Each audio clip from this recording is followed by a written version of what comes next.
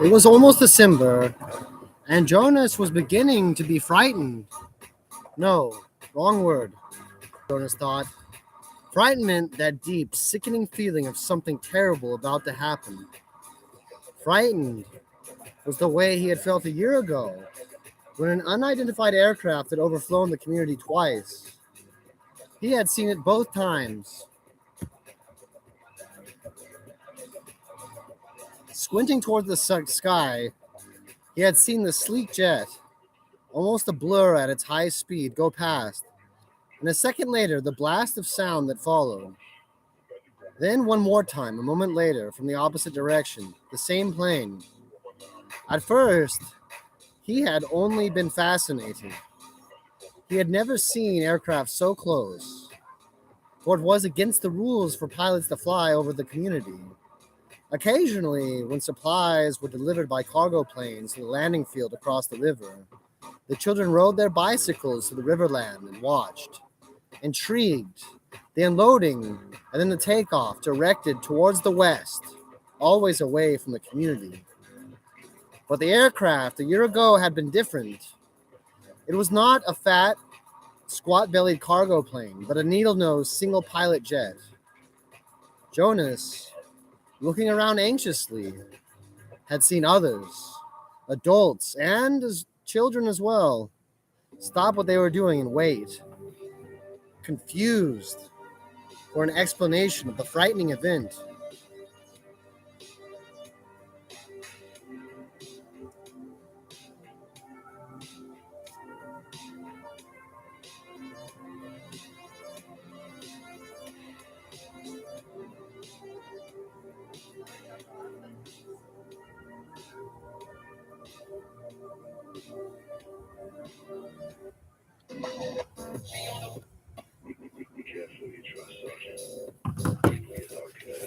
Then all the citizens had been ordered to go to the nearest building and stay there. Immediately, the rasping voice to the speaker said, "Leave your bicycles where they are." Instantly, obediently, Jonas had dropped his bike on its side, on the path behind his family's dwelling. He had run indoors and stayed there, alone. His parents were both at work, and his little sister, Lily, was at the child care center where she spent her after-school hours. Looking through the front window, he had seen no people, none of the busy afternoon crew of the street cleaners, landscape workers, and food delivery people who usually populate the community at that time of day. He saw only the abandoned bicycles here and there on their sides. An upturned wheel on one was still revolving slowly.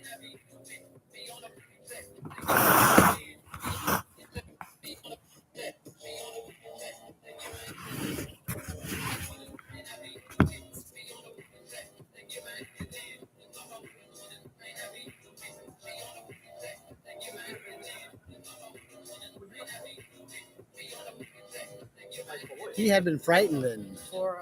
The sense of his own community silent, waiting, had made his stomach churn. He had trembled. But it had been nothing. Within minutes, the speakers had crackled again, and the voice, reassuring now and less urgent, had explained that a pilot in training has misread his navigational instructions and made a wrong turn.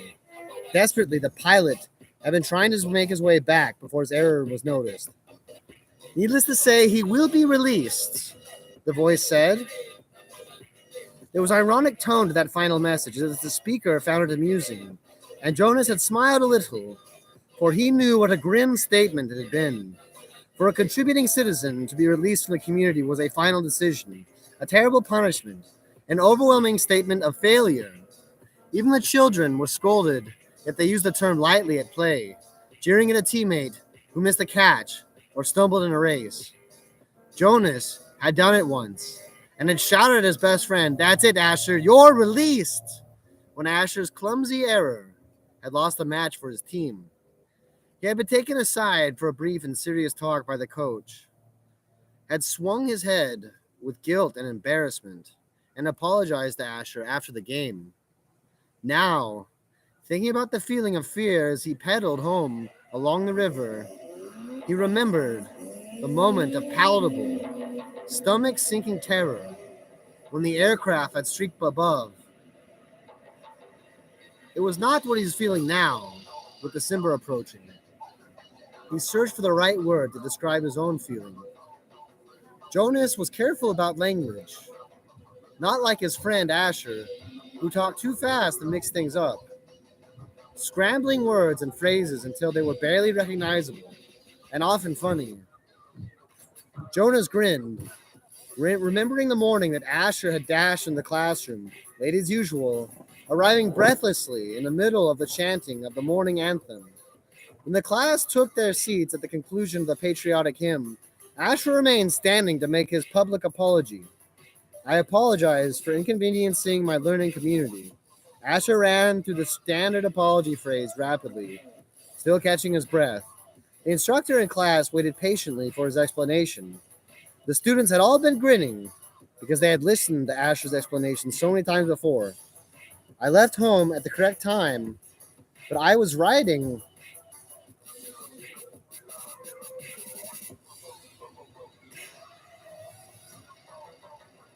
along the hatchery. The crew was separating some salmon. I guess I got distraught watching them. I apologized to my classmates, Asher concluded. He smoothed his rumpled tunic and sat down. We accept your apology, Asher, the class recited, the standard response in unison. Many of the students were biting their lips to keep from laughing. I accept your apology, Asher, the instructor said. He was smiling, and I thank you, because once again you have provided an opportunity for a lesson in language. Distraught is too strong an adjective to describe salmon viewing. He turned and wrote distraught on the instructional board. Beside it, he wrote distracted. Jonas, nearing his home by now, smiled at the recollection, thinking still as he wheeled on his bike into his narrow port beside the door. He realized that frightened was the wrong word to describe his feelings, that December was almost here. It was too strong an adjective. He had waited a long time for this special December. Now it was almost upon him. He wasn't feeling frightened, but he was eager, he decided. He wasn't eager for it to come, and he was certainly excited. Of all the 11s, he was excited about the event that would be coming to him soon.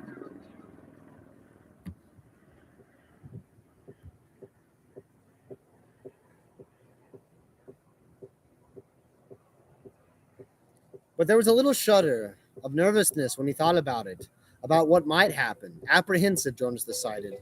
That's what I am. Who wants to be the first tonight for feelings? Jonas and his sister Lily argued over turns. Who would get to go first? Their parents, of course, were part of the ritual too. They told their feelings each evening. But like all parents, all adults, they didn't fight and wheedle for their turn. Nor did Jonas tonight. His feelings were too complicated this evening. He wanted to share them, but he wasn't eager to begin the process of sifting through his own complicated emotions, even with the help that he knew his parents would give. You go, Lily, he said, seeing his sister, who was much younger, only a 7, wiggling with impatience in her chair. I felt very angry this afternoon, Lily announced. My childcare group was at the play area, and we had a visiting group of the 7s, and they didn't obey the rules at all. One of them, a male, I don't know his name, kept going right in front of the line for the slide, even though the rest of us were all waiting. I felt so angry at him. I made my hand into a fist like this. She held up a clenched fist. Why do you think the visitors don't obey the rules? Mother asked. Lily considered and shook her head. I don't know. They acted like animals, Jonas suggested. That's right, Lily said, laughing too, like animals. Neither child knew what the word meant exactly, but it was often used to describe someone uneducated or clumsy who didn't fit in.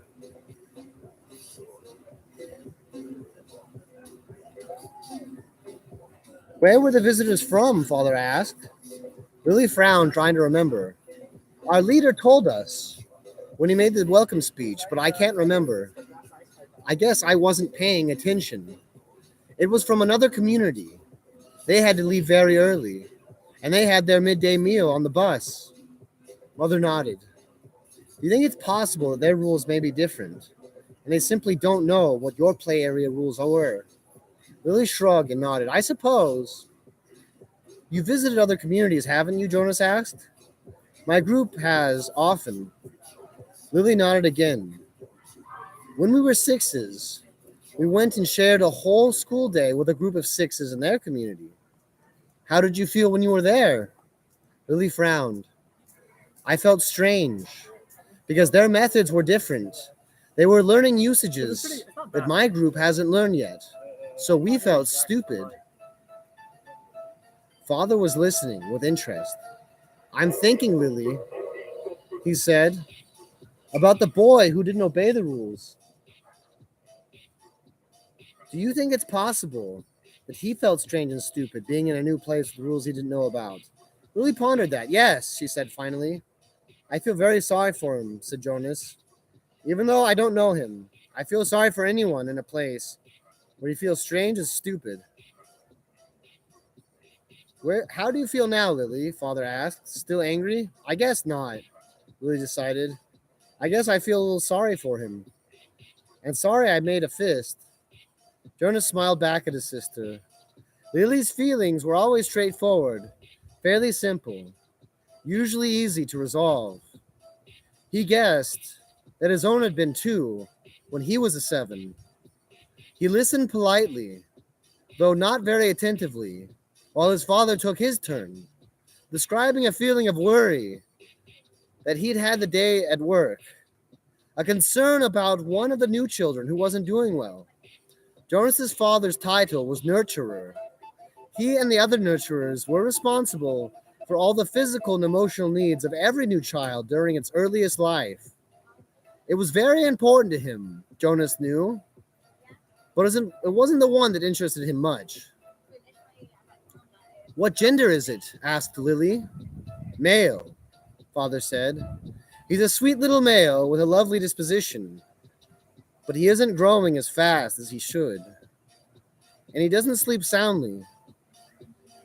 We have him in the extra care section for supplementary nurturing, but the committee's beginning to talk about releasing him. Oh, no, Mother murmured sympathetically. I know how sad that must make you feel. Jonas and Lily both nodded sympathetically as well. Release of new children was always sad because they hadn't had a chance to enjoy life within the community yet, and they hadn't done anything wrong. There were only 2 occasions of release, which were not punishment. Release of the elderly, which is at a time of celebration of life, and release of a new child who's always brought a sense of what could we have done. This was especially troubling for the nurturers, like Father, who felt that they had failed somehow. But it happened very rarely. Well, Father said, I'm going to keep trying. I may ask the committee for permission to bring him here at night, if you don't mind. So the night crew nurturers are alike. I think this little guy needs something extra. Of course, Mother said, and Jonas and Lily nodded. They had heard Father complain about the night crew before. It was a lesser job, night crew nurturing, assigned to those who lacked the interest or skills or insight for the more vital jobs of the daytime hours.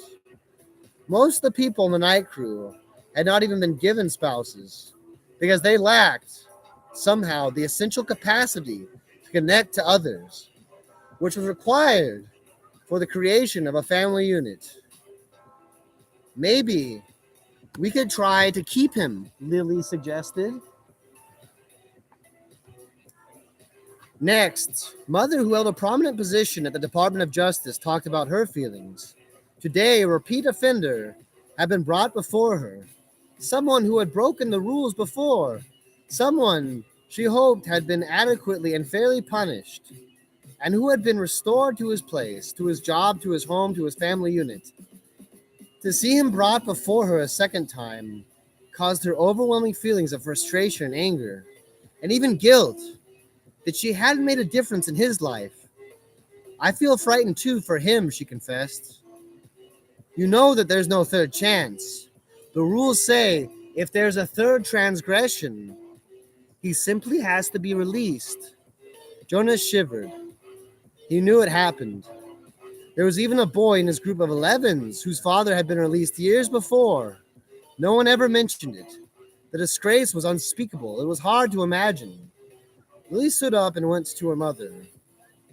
She stroked her mother's arm. From his place at the table, father watched over and took her. Jonas reached for the other. One by one, they comforted her. Soon she smiled, thanked them, and murmured. This is interesting. This is The Giver. Have you guys read that one? Oh, well, You've heard it? Yeah, right now. I'm gonna read now. Okay, go for it. Is this your laptop? The trio gave it to me. For free, or we have to return it? I have to return it. But Okay, I'll get it. This is a nice laptop. I'll get it next semester. It's better than that crappy tablet I was carrying. Jonas watched as his father Jonas watched as his father poured a fresh cup of coffee. He waited. You know, his father said finally, every December was exciting to me when I was young, and it has been for you and Lily too, I'm sure. Each December brings such change. Jonas nodded. He could remember December back to when he became probably before. Okay, hold on. My reading's not that great. I need to learn how to kind of like pace myself. It's the pacing, dude. It's Okay, absolutely the alright. pacing. For me, All right. I go too fast. So I just need to slow it down a little bit. Jonas nodded. He could remember the Decembers back when he had became The and library? probably a 4. Library. The earlier ones was lost to him, but he observed each year he had remembered Lily's earliest Decembers. He remembered his family Lily received the day he named.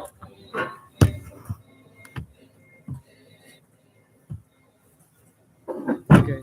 And this is better if we're going down. Okay.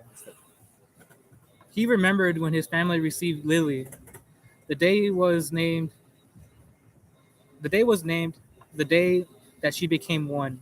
Their ceremony for ones always noisy and fun. Each December, all the new children born in the previous year turned one at a time. There are always 50 in each year's group. If none had been released, they had been brought to the stage by nurturers who had cared for them since birth. Some were already wobbling on their unsteady legs. Others were no more than a few days old, wrapped in blankets, held by the nurturers. Enjoying the naming, Jonas said. His mother agreed, smiling. The year we got Lily, we knew, of course, that we'd receive our female because we'd made our application between being approved. But when being wondering that her name would be, I could have sneaked a look at the list of prior. Let's see. Okay, I'm not sure. Like, usually I'm a better reader, but like, You're good, dude. You're good. okay. It's way different in front of people, dude. It's way different in front of people. Okay. I'm here at your pace. All I'm right. here at your level. There are no expectations, like we talked about Okay. earlier. I want to point out, though, that I'm really glad I got cool with Lily, and Lily's showing up in the story right there. She's one of the characters. That's how it works. Huh? We just hung out with Lily. Now she's in the story. Now she's in the story. So what's the book about? The Giver? Yeah. I like to think it's a lot like Fresno State's old motto, which is receive the light that you may give it forth. That used to be what our motto was. Now it's diversity, distinction, discovery, with diversity up front. And so for me, like, I don't know. We are fine. We are as one, my friend. There are no, the expectations you're feeling are the same expectations I felt when y'all showed up. It's the same. Who holds the laptop, my friend? It's the hot potato. Who nor of course will receive a female because we have made an application and being approved, but been wondering what her name would be. I could have sneaked a look at their prior list in the ceremony, but father confided the community always makes a list of advance, and right there in the office is nurturing center. What a matter of fact, he went on. He felt guilty about this, and I did go into the afternoon and look to see if this name listed had been made yet. It was right there in the office. I looked in the number 36. That is the lucky guy I've been concerned about. Because it occurred to me that it might be enhanced with his nurturing if I could call him by by a name. Just perfectly, of course, when no one else is around. I did find it, Jonas asked. He was fascinated. He didn't seem terribly important rule. I'll say, hold on. It didn't seem a terribly important rule, but the fact that his father had broken a rule allowed him. He glanced at his mother and responsible and adherence to the rules, and received that she was smiling. His father nodded his name. If it makes it to naming it without being released, of course, it is to be Gabriel. I whispered to him when I fed him every 4 hours, and during the exercise and playtime. If no one can hear me, call him Gabe. Actually, he said, grin. Gabe, Jonas tried out a good name and decided through the Jonas had only became 5 the year that they acquired Lily and learned her name. He remembered the excitement, the conversation at home, wondering about her, how she looked, who she would be, how she would fit in their established family unit. He remembered climbing the steps on the stage with his parents, his father by his side, that year instead of with their nurturers, since it was the year that he would be given a new child of his own. He remembered his mother taking the child, his sister, into the arms while the document was read, assembled family units. A new child, 23. The name had read Lily. He remembered his father's look of delight, and his father had whispered, she's one of my favorites. I was hoping for her to be the one." The crowd had clapped, and Jonas had grinned. He liked his sister's name. Lily barely woke up and had waved her small fist. But then he had stepped down to make room for the next family unit. Okay. There we go. This is like you guys practicing. Just Yeah, we're always reading, man. I'm always reading, and that's how I get my voice. Can you get anything from this? Oh yeah, she was sitting in the water with the chair. Oh shit! I thought you were doing some strange stuff, but look at that. Yeah, she got soggy. She fucking soggy bottom. Soggy bottom girls. Do you want to do anything with this? No. Okay. this is for you. So, what I'll say is,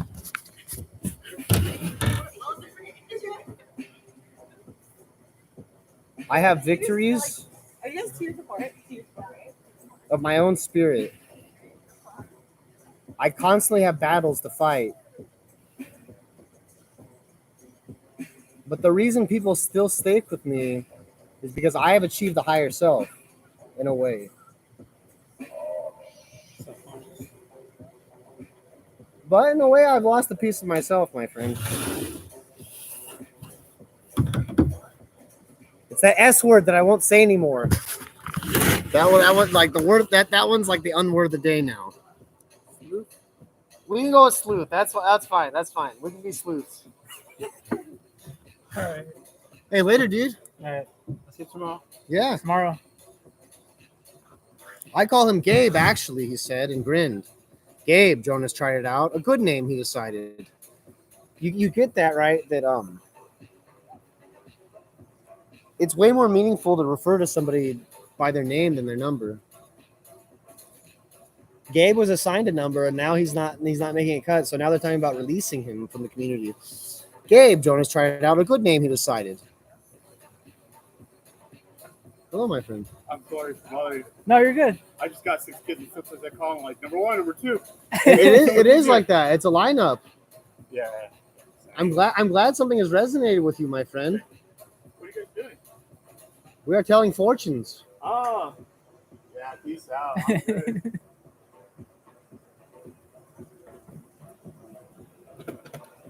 Though Jonas had only become a 5 the year that they had acquired Lily and learned her name, he remembered the excitement, the conversations at home, wondering about her, how she would look, how she would be, how she would fit into their established family unit.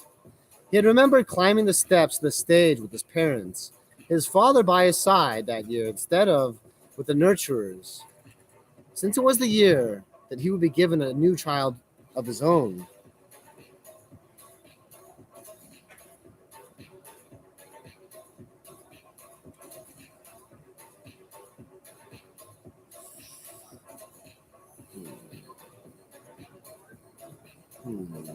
The pacing.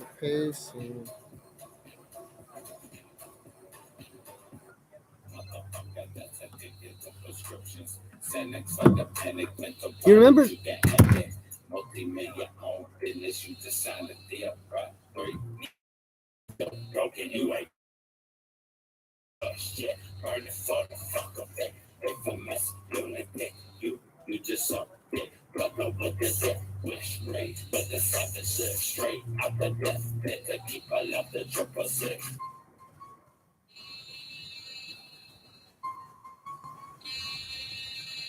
Jonas laughed.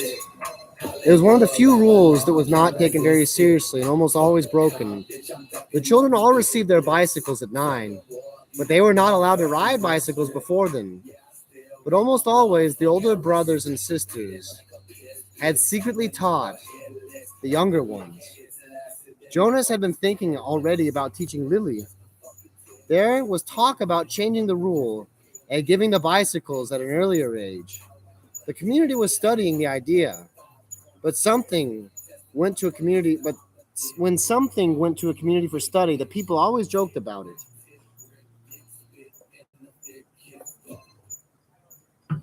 Rules were very hard to change. Sometimes, if it was a very important rule, unlike the one governing the age for bicycles, it would have to go eventually to the receiver for a decision. The receiver was the most important elder. Jonas had never seen him, but he knew of someone in a position of such importance, lived and worked alone. But the committee, I need to say something better than fortunes, man, because that just shut people down so quick. So I want to say It's too fucking straightforward. it has The connotation of Yeah. witchcraft and bullshit. Yeah. Just say entertainment. That's the easiest. Yeah, that's the best way to do it. Yeah. And that way. Yeah, we are nobody's- entertaining people. Yeah, It's yeah. entertainment. That's the easiest and best way to kind of say it. For the ones who know what it is, they know what it is. For people who are kind of scared, they need an excuse to say it's Yeah, entertainment yeah, they need that because they don't want to excuse. dabble into something that this is forbidden. But if you say the same entertainment, okay, they can't be harmed, and they could have the rational excuse in their mind to say, "Oh, I just did it for entertainment purposes." So it's almost like a cop out. Dude, no, you're right. You're right, dude. We're entertainers. That's what we are. I think he took a piss down there, dude. I'll be right back. I'll continue. Just pick up wherever you can, man. As long as I get some most of it, I'm good. I'll read it for you.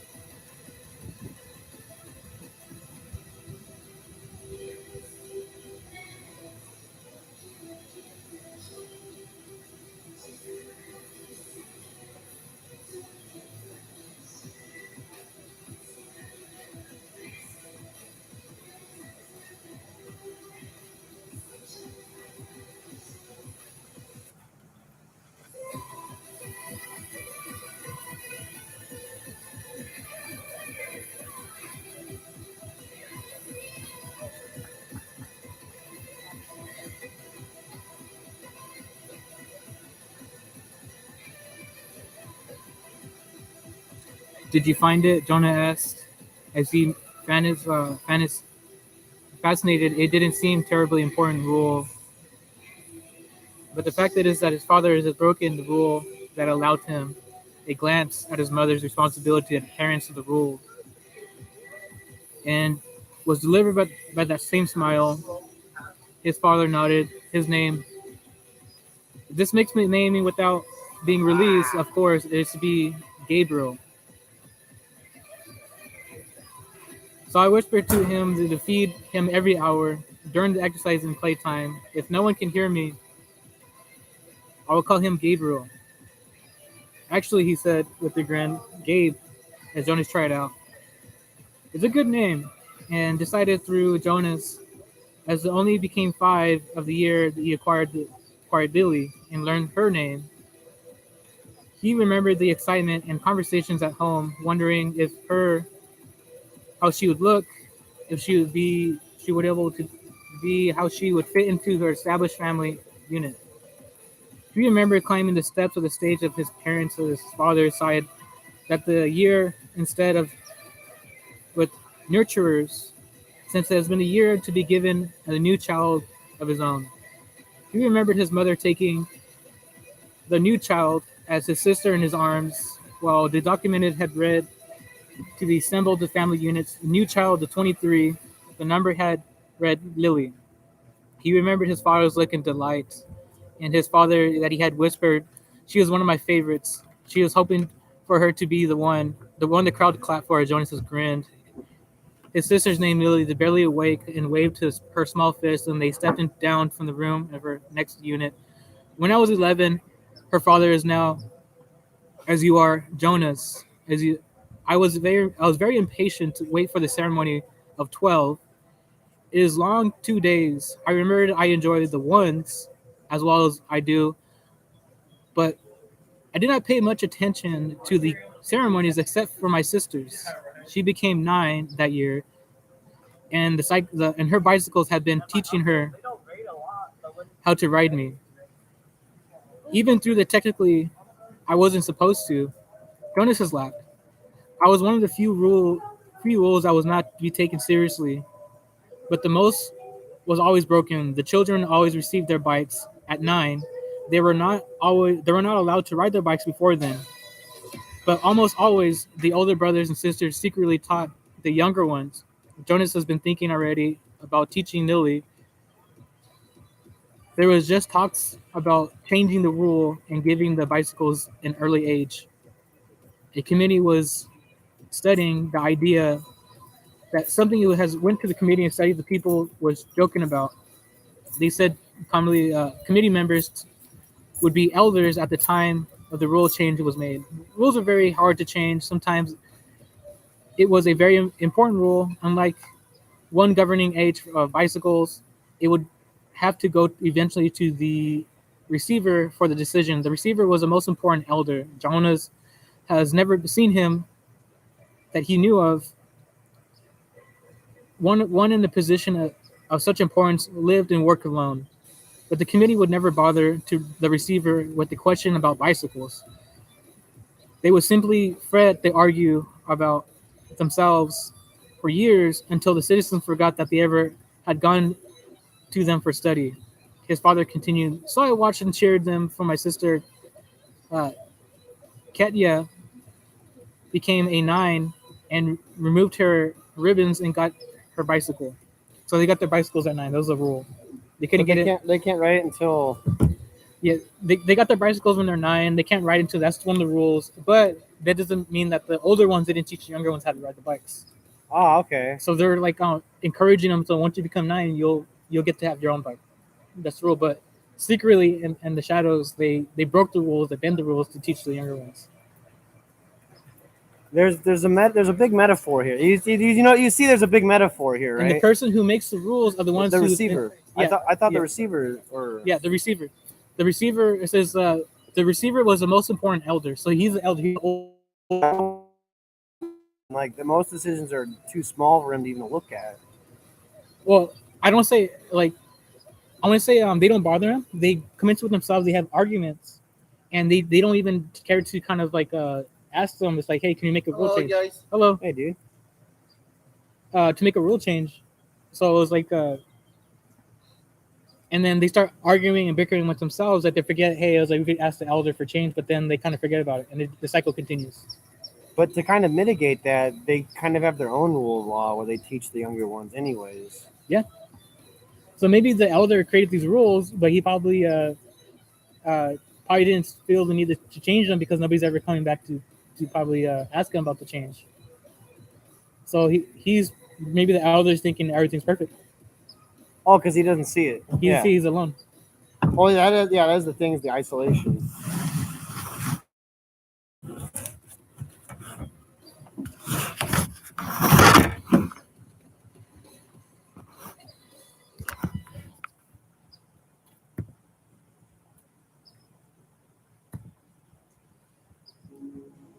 Jonas was surprised. There was no way really to know in advance. It was a secret selection made by the leaders of the community, the committee of elders. All the things I do with my friends, Jonas pointed out, and his mother nodded in agreement.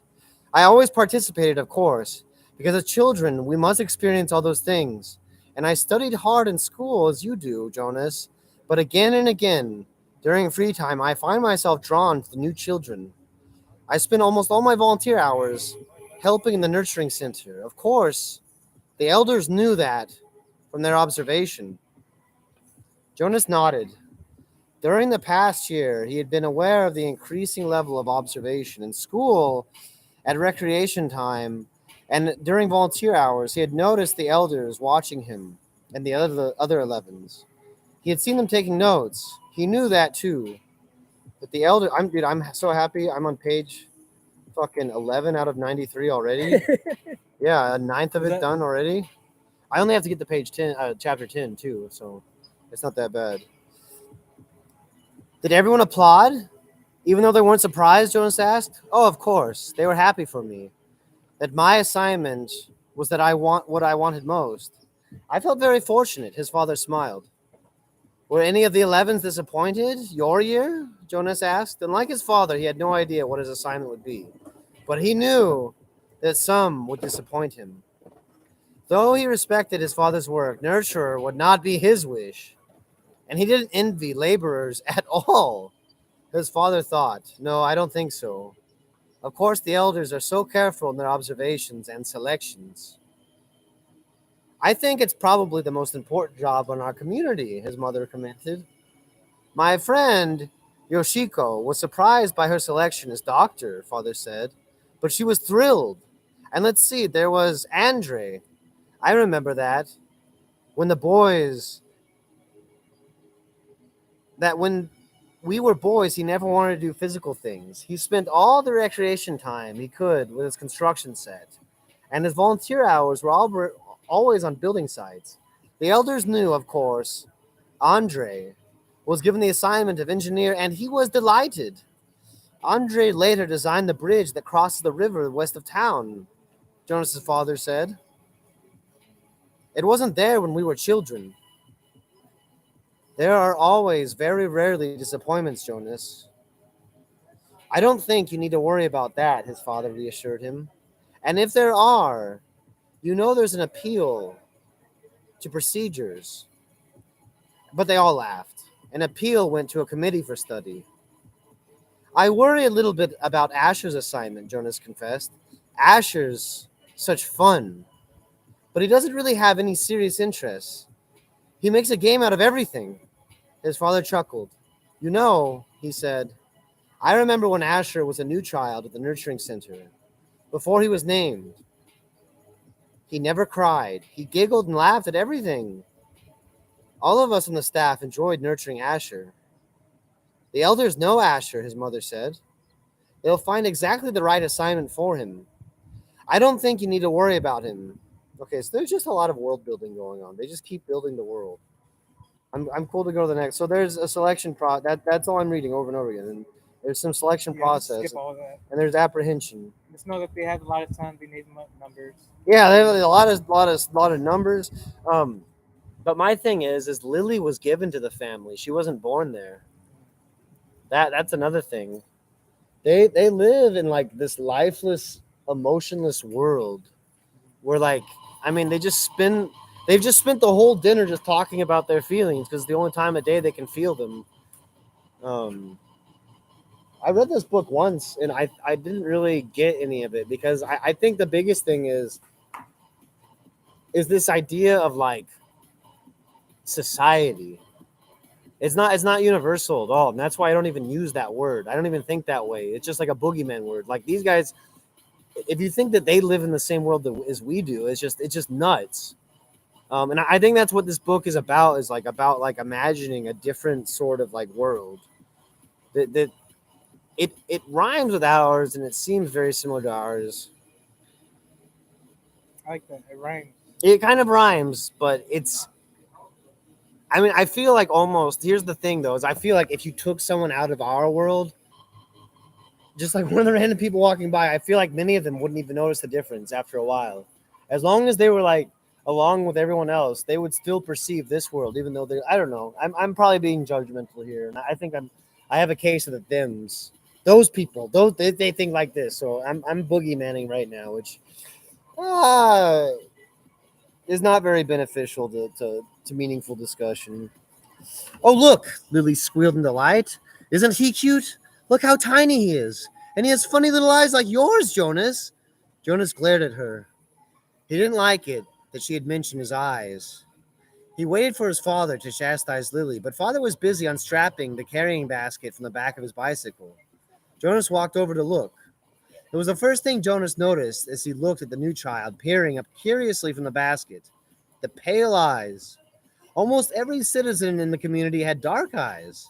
His parents did, and Lily did, and so did all his group members and friends. I think it's closed. It's closed, right? Yeah. People. Are you looking for a restroom? No, to go to the bowling alley. Oh, it's down there. The bowling alley's down there, but I think that's closed. But there's like that elevator thing over there that might do it. Okay. That like I think it's that In the middle.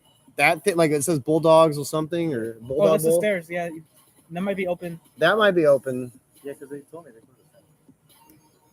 Well, they should. Yeah, they should. Okay. I appreciate it. Thank you guys. Down there's closed, but like I think you whatever. Yeah. Oh, around there. Yeah.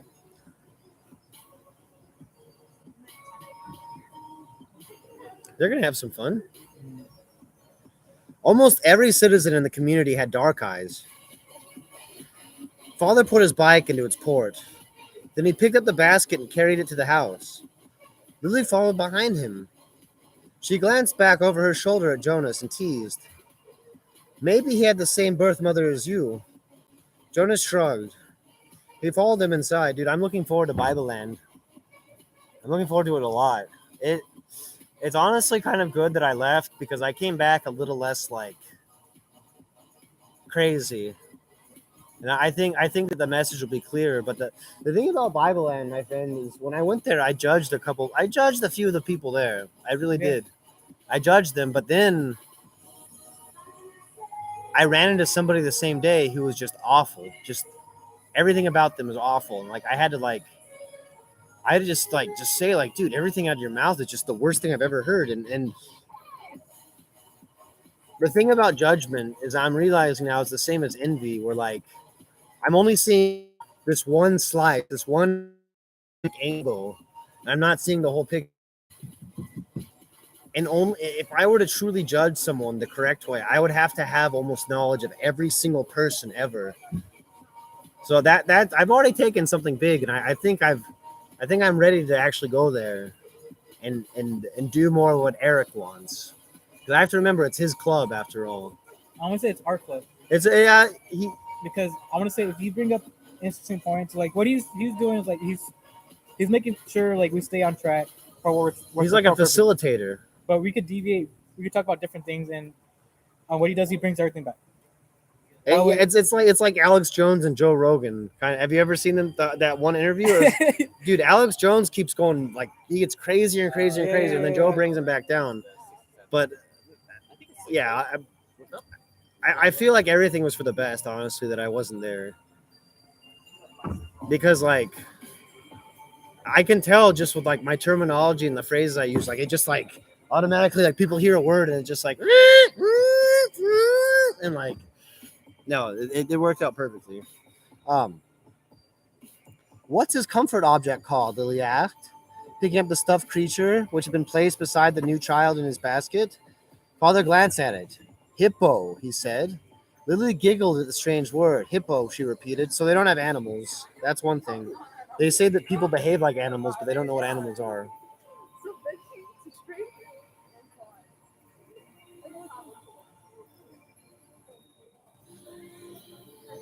Lily, Mother spoke very sharply. There's a very little honor in that assignment. But I was talking to Natasha, you know, the 10 who lives around the corner. She does some of her volunteer hours at the birthing center. She told me that the birth mothers get wonderful food and they have very gentle exercise periods. And most of the time, they play games and amuse themselves while they're waiting. I think I'd like that, Lily said. 3 years, Mother told her firmly. 3 births, and that's all. After that, they are laborers for the rest of their adult lives, until the day they enter the house of the old. Is that what you want, Lily? 3 lazy years, and then hard physical labor until you are old? Well, I guess not, Lily acknowledged reluctantly. Father turned the new child onto his tummy in the basket. Yeah, I guess that's sort of a strange thing that the laborers that they just like use the women for 3 years for 3 births, and then so that shows me that there's only like a certain class of person or a certain class of woman that can give birth, which I guess is strange, but um, no, I can see why Lily would like that. And honestly, hard labor isn't that bad. I mean, how much hard labor could you expect of somebody that's had 3 births? I mean, what? I mean, like realistically speaking, you could work them to death, I guess, but I just don't feel like that's happening. Well, labor is work for itself. It's not just I know it's months of work. it's not that. I mean, it's not that bad. I feel like this is kind of telling more about the author than it is about the world. No, no, not labor. Can't work. Can't do that. Um,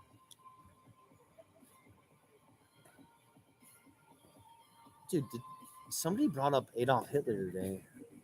Right here at this table. I forgot who it was. Oh, I think it was Caesar. Yeah.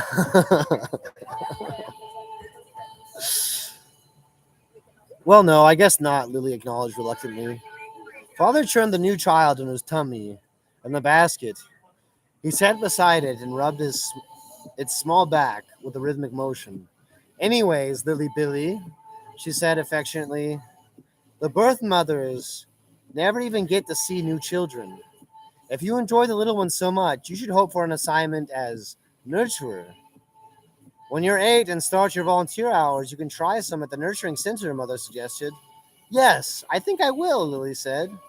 She knelt beside the basket. What did you say his name is? Gabriel? Hello, Gabriel, she said in a sing-song voice. Then she giggled. Oops, she whispered. I think he's asleep. I guess I better be quiet. Jonas turned to the school assignment on his desk. Some chance of that, he thought. Lily was never quiet. Probably she should hope for an assignment as speaker so that she could sit in the office with a microphone all day making announcements. He laughed silently to himself, picturing his sister droning, saying things like, Attention, this is a reminder to females under 9 that hair ribbons are to be neatly tied at all times.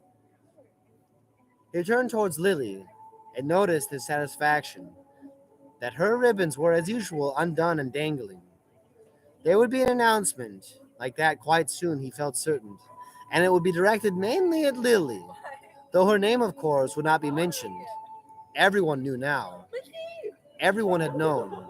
He remembered, with humiliation, that the announcement, Attention, this is a reminder to male 11s that objects are not to be removed from their recreation area and that snacks are to be eaten, not hoarded, had been specifically directed at him the day last month that he had taken an apple home. No one had mentioned it, not even his parents, because the public announcement had been sufficient to produce the appropriate remorse. He had, of course, disposed of the apple and made his apology to the recreation director the next morning before school. Jonas thought again about the incident. He was still bewildered by it, not by the announcement or the necessary apology. Those were standard procedures. He had deserved them, but by the incident himself. He probably should have brought up his feelings of bewilderment that very evening when the family unit had shared their feelings of the day. But he had not been able to sort it out and put words to the source of his confusion. So he had let it pass. It happened during the recreation period. Asher. Jonas casually picked up an apple from the basket where the snacks were kept and had thrown it to his friend. Asher had thrown it back and began a simple game of catch.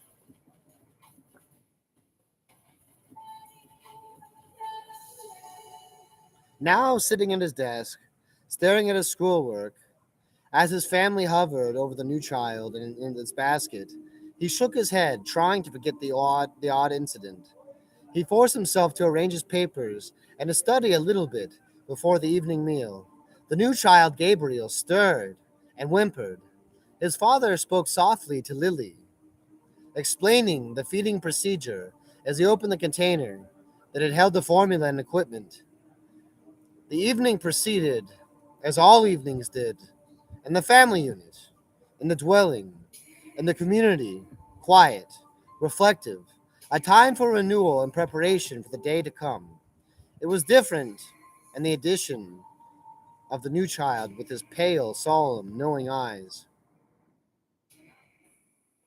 Jonas rode at a leisurely pace, glancing at the bike ports beside the building to see if he could spot Asher's.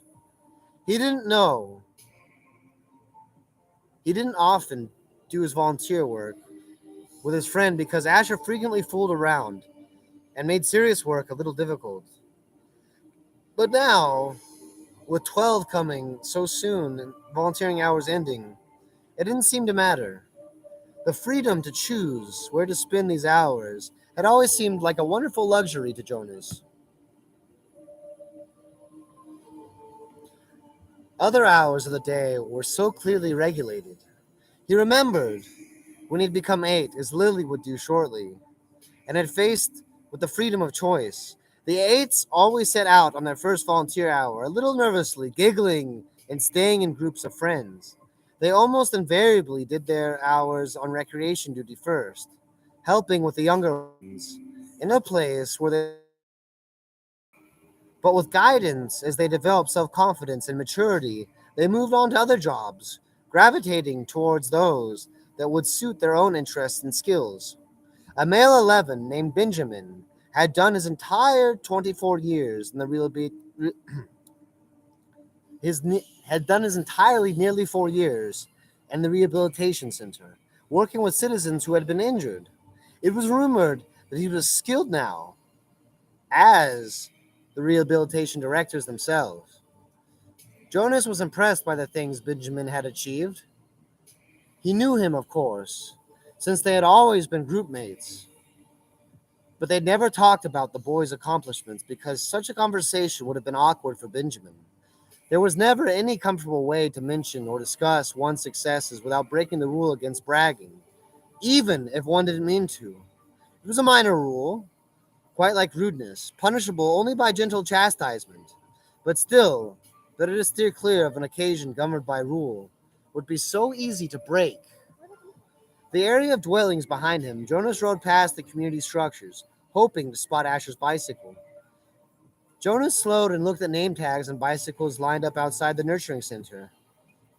He finally found Asher's bicycle, leaning as usual instead of upright on its port, as it should have been.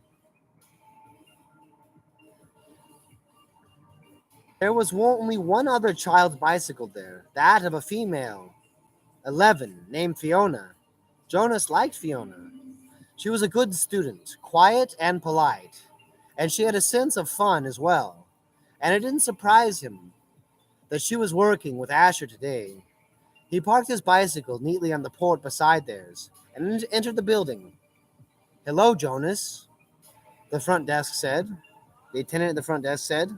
She handed the sign-up sheet and stamped her own official seal beside his signature. It's good we have some volunteers today, the attendant told him.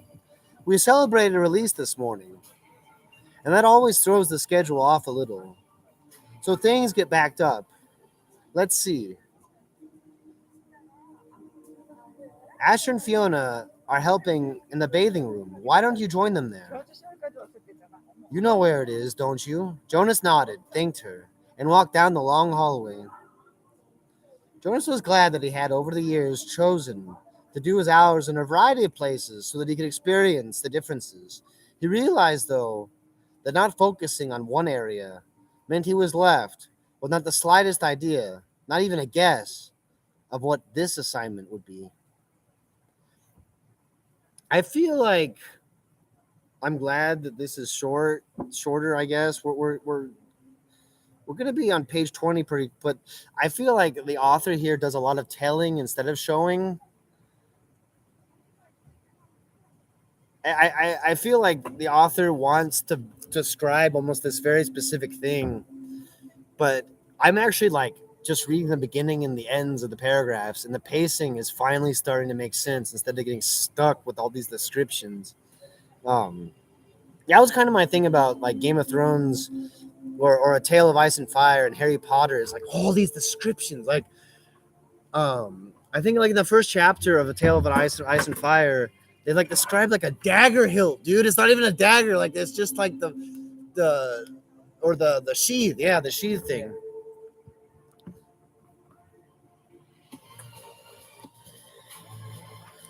He entered the bathing room with its warm, moist air and scent of cleansing lotions. He removed his tunic, hung it carefully on a wall hook, put on the volunteer smock that was folded on a shelf. Hey, Jonas, Asher called from the corner where he was kneeling. Jonas saw Fiona nearby, at a different tub. She looked up and smiled at him.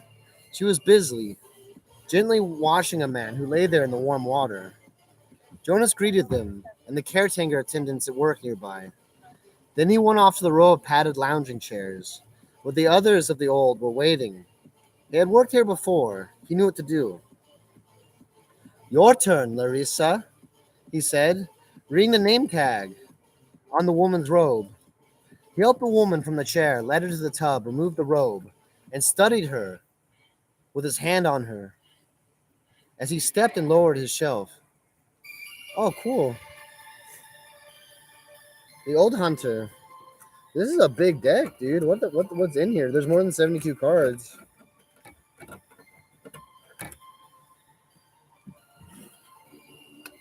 There's way more than 72 cards in here.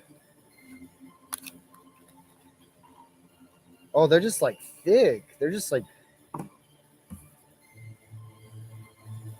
Yeah, dude, look how much thinner... Look how much thinner this card is compared to... Yeah, way fucking different. Is this the one you were showing me about? Yeah. It's the Bloodborne. Oh, it's still like hella new.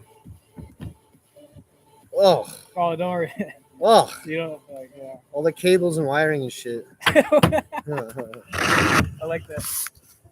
Okay, so I had said earlier that I'm trying to lead others. Let's see if these match up.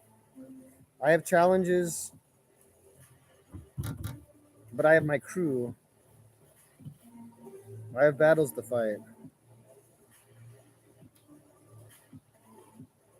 Oh yeah. Well, that's a 10 of Pentacles. This represents security. Well, this one represents more of ideals. And the King of Pentacles. Oh, sorry. This is the 9 of Pentacles. Why did I read 10? Okay. I think I might need them all together. I don't know why the picture is way They're different. all inverted.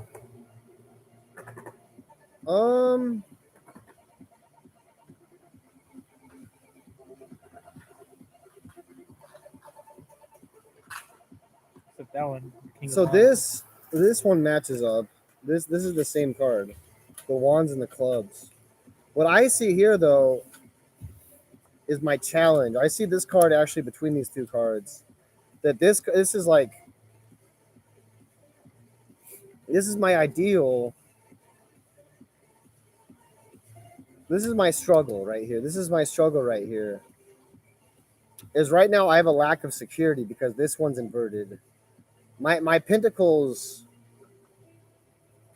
are spread out. They're not together. They're not focused. And this is what I want to achieve. And this will be another one of my masteries. That's the way I see it.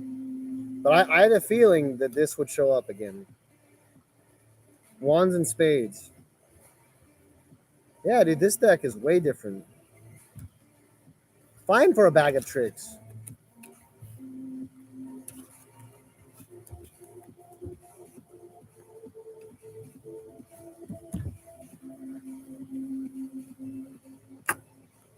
Is that yours? Yeah. Cool. And then this is the moth. Oh my gosh.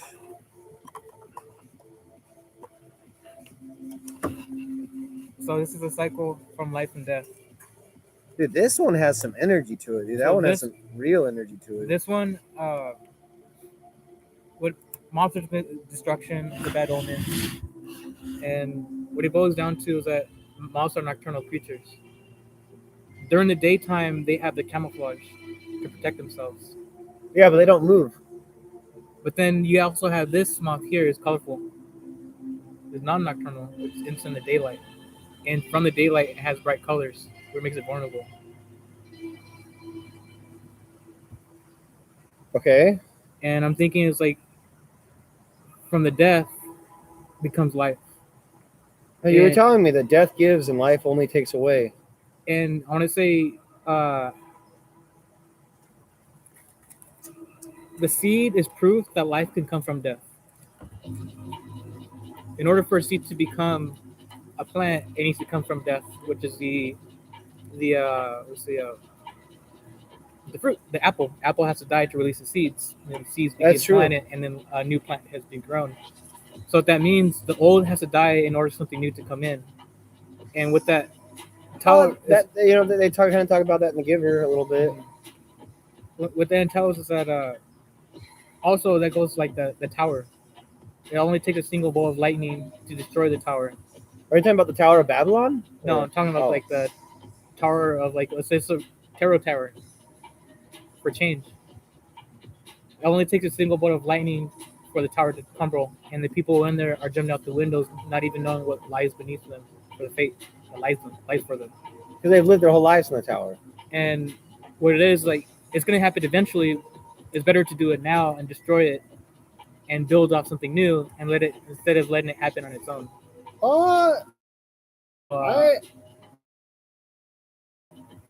I recently, one of my friend groups, dude. That's you described exactly what happened during one of my friend groups. I had to choose to do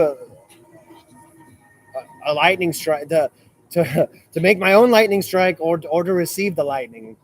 And at that point, that like you said, you can just wait for it to happen and just see just hope for the best. And I want to say the things that we thought were true will be flipped on its head. And what that allows us to see that clarity. And from that clarity, we're able to realign ourselves with the honesty and truth. And in the sense of like and reconstruct our views to better suit for ourselves in the sense of reality. I think that they actually have more meaning not sewn on to something because they're not static. They this is basically just a fucking moth right here. It's just made out of different shit. Yeah, this one has some real presence to it. So this one, I have the Velcro, Oh, cool. and I have it right here. Well, that's the fucking best of both worlds, man. That sticky magnet. So, oh shit, I didn't know they had a spigot over there. That's awesome.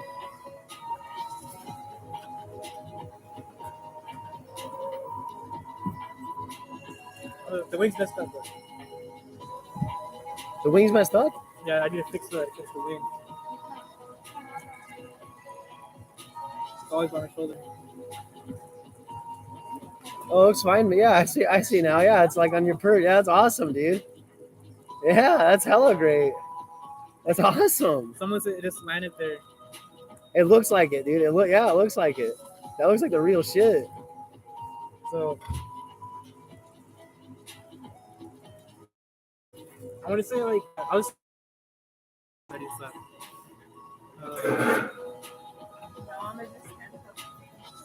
I want to say the majority of the people that I go to church with, they don't know my story. They don't know where I came from or anything like that. All they see is somebody who went to church and changed and got saved. But they don't know the struggles, the adversities, and everything that had what they come from. And what I've done. I was talking to Caesar about this, and I think that the best Christians, dude, are the ones that were something else before, like that have given up some huge part of their life because they actually realize what they're like, what they're giving up, instead of just like being like, okay, I'm just always this. It's like you said, like that tower is those people never fucking they don't know what the alternative is. Knowing the alternative is fucking huge. So it's interesting because I stopped going to church for like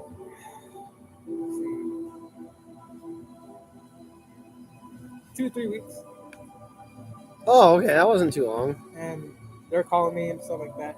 Oh, gosh. How like what happened to me and like that. I don't have their numbers saved on my phone, but they have my numbers, and it's on the registry too, so they can call me. But usually, people who call me, they're like solicitors, so I don't pick up. Finally, somebody called me, and the lady who called me, her name was Darlene. It's an older lady, one of the sweetest ladies like you ever meet. Like she gives you the best hug. She's very physical. Like she'll make you fall over. Her hugs are like very meaningful and purposeful. And she called me and we were talking. She really lives up to her name. And so I go to church, and what's interesting is that I would say one of the girls that who were part of the worship team was trying to ask me like where have I been, like how are things, like, or my sense of like what's going on. So I feel like the image that I have in that church, it's hard for me to be truthful, like 100% true. The image you have of what? The image of church, like they see me as, Oh, they okay. see me as like somebody who is like 100% like I am 100% devoted, but they don't see like what I'm trying to do, like the journey that I'm being led on. I see what you're saying, my friend. I feel like a lot of churches hate the whole self-discovery thing because that's where people find the devil. But you have to dance with the devil a little bit to figure out where the fuck you are, I think. And that's what I'm trying to get to is that before I became a Christian, like I looked into all the other religions, not the sense of like try to like to join them, but to understand them, where they're coming from. And this is what part of tarot, and to understand what tarot is and where it comes from. It's almost like a study to dabble in it. It's interesting you use that word, man, dabbling, because it's the dabblers that's where the trouble happens. Yeah.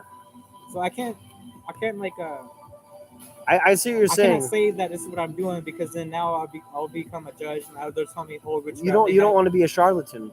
a charlatan, exactly. And then now it paints this image in their minds that every time they see me, now they're gonna like they have a negative association with it, with witchcraft. And it's like so it's one of those things like it's not.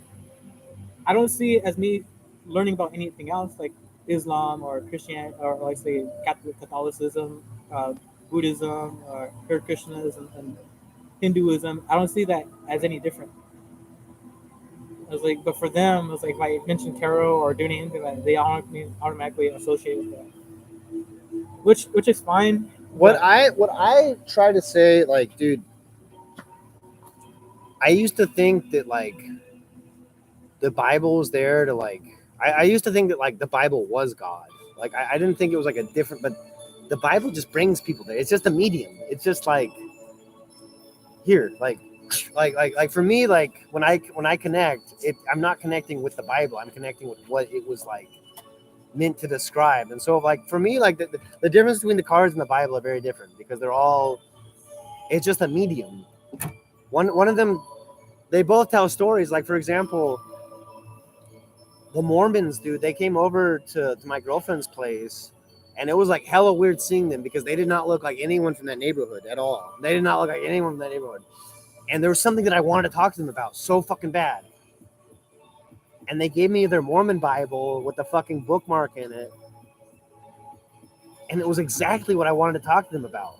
It was fucking like to the letter. Like I just want to talk about how like people get stuck in their old ways. They're charlatans. They think that something just because it's tradition, it's good and true.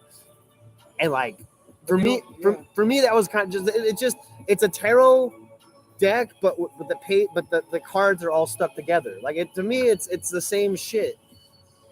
And my thing is like the beauty in tarot is that it focuses on the soul. That spring, like, because they're supposed to go to mountains, like, of course, like your energy needs to be there, and in order to enjoy it, and, like I seen that you had things going on, or your energy, your level wasn't there where it needs to be to go on that hike, and I respect that. And we have our lifetimes to go on that hike. It doesn't have to be now. It was like when the time's ready, we'll be ready. And yeah, dude, I really didn't want to disappoint you. No, that's the thing. Is like you don't have to worry about disappointing me. It's like I understand. I know what it's feeling. I know what it's like to be invited to somewhere, or my energy's not there to kind of be like where I need to be. And that's how I felt like going to church. The reason why I stopped going to church is because my energy wasn't where I needed to be. I see what you're saying. It was at the first ground level. And that's because of my studies and everything going on. I've been so busy on that. It's like I took breaks here and there, but then going back to it become like it's painful. But I didn't want the church to see that. It's like what I'm. I see. Is I'm a giver. It's like when I go, I'm going there to lift people up. And even though they are there to return the favor to lift me up, but I kind of feel like I'm also being like because people will come to me. It's like I've seen your change. I've seen where you come from. It's a blessing. Like I became somebody by accident that they look forward to kind of continue to go to church and to have that what's it called the faith. But I also wanted to show that hey, like I'm human. Like I'm not gonna be the perfect the way they see me.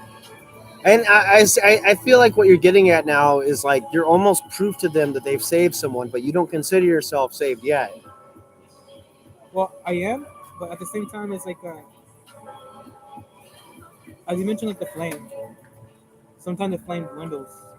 It really do be like that sometimes, and man. At times, it could be depleting. Oh yeah, it's kind of like. And I want to say is like, what was interesting. I'll say this. Last time I went to the mountains, like for just by myself, like I was like, I was unsure. And this last time I went in the spring break, something told me to take it, but I didn't take it. But I went to the mountains anyways because I didn't see the need to or the necessary need. Like I didn't see it necessary, even like the smallest amount. But the strange things that happened is that when I came back to here, it's like things continue to happen whether I take the shrooms or not. So it wasn't the shrooms. The shrooms were what that did. It put me in an elevated sense of mood. So what that shows me is that my mood doesn't have to be affected by the alterness of a substance. It's going to happen regardless. So it's independent for me. It's like, so it was just weird. It's almost like the universe was planning for me to take the substance, but I didn't. But yet things are still carrying out. I see what you're saying. Yeah, I see what you're saying. Yeah. And I got the same effects with like coming out from it. And it's almost like I just went out there to kind of recharge. And when I'm coming back, like the magic became even stronger. Like the magic, whatever it is that's around us, is becoming more real for me. It's coming to the point to where like it's a little overbearing, but at the same time I don't want it to stop because that's confirmation for me because I've been looking for it for a long time. It's like that confirmation in a sense like there is something out there that beyond my scope of understanding that's like a spirit or whatnot. I don't know like what it is truly, but I know it's out there and it's showing me the signs. And the signs have become like very like connected, but yet even though I kind of want it to stop, I don't want it to stop. What I call that, my friend, is the glimmering, and it's like seeing a light from around the corner, and like even like a shadow will be like fucking nuts. But beholding the entire thing is just impossible, and that's why it has to be shown from like that fucking cave thing, like the cave show thing. Yeah, it has to be done like that. But yeah, it's the glimmering, my friend. And for me, it comes and it goes. I've been searching for it for a little bit. Well, there's the speaker. The glimmering. Damn. So yeah, this is my bag of tricks here. The glimmering, dude. Right as I talked about it, it fucking left.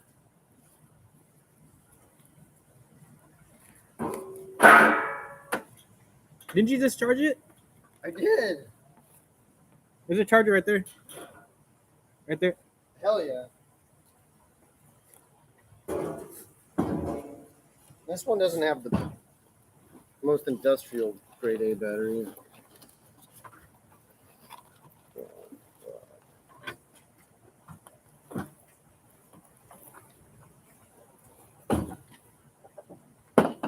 Oh, dark, shitty.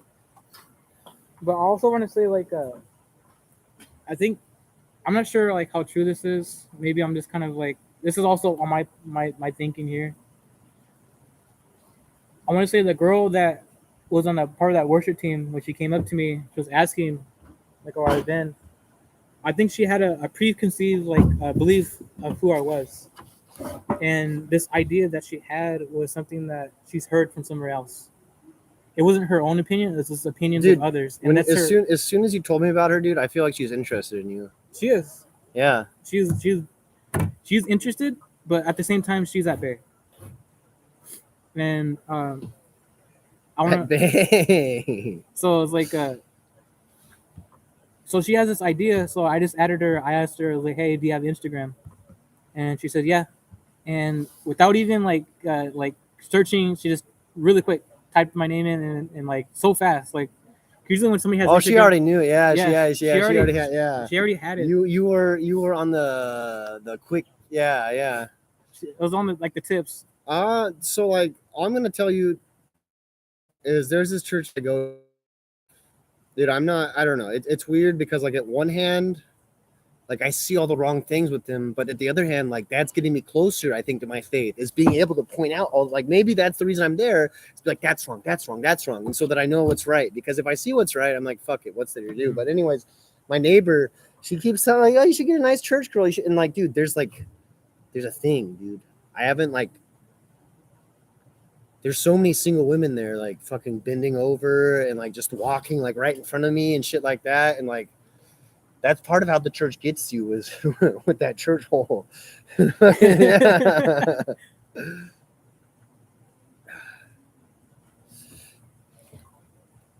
And I want to say she has one of the most beautiful singing voices I've ever heard. Oh, dude, the muses are something else. The muses are definitely something else. That there was this girl. She did this thing where she'd get on the piano and she'd sing to me, and like her singing would change my attitude.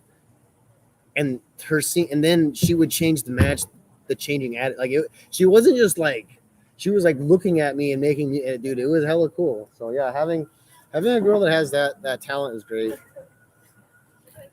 But I want to say like because my Instagram was like it was private, and now she's able to see like what I have on there.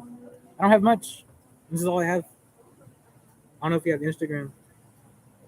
I'm not really on there so much.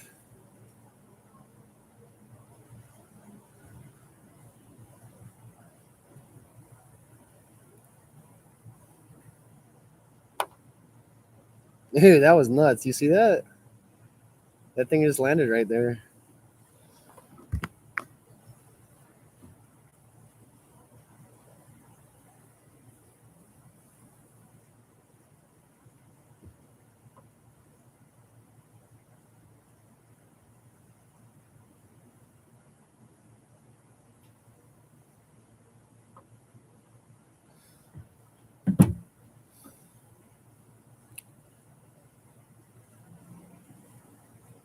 Jonas thought Larissa had drifted asleep, as the old often did, and he was careful to keep his motion steady and gentle so he wouldn't wake her.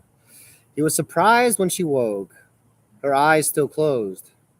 This morning we celebrated the release of Roberto, she told him.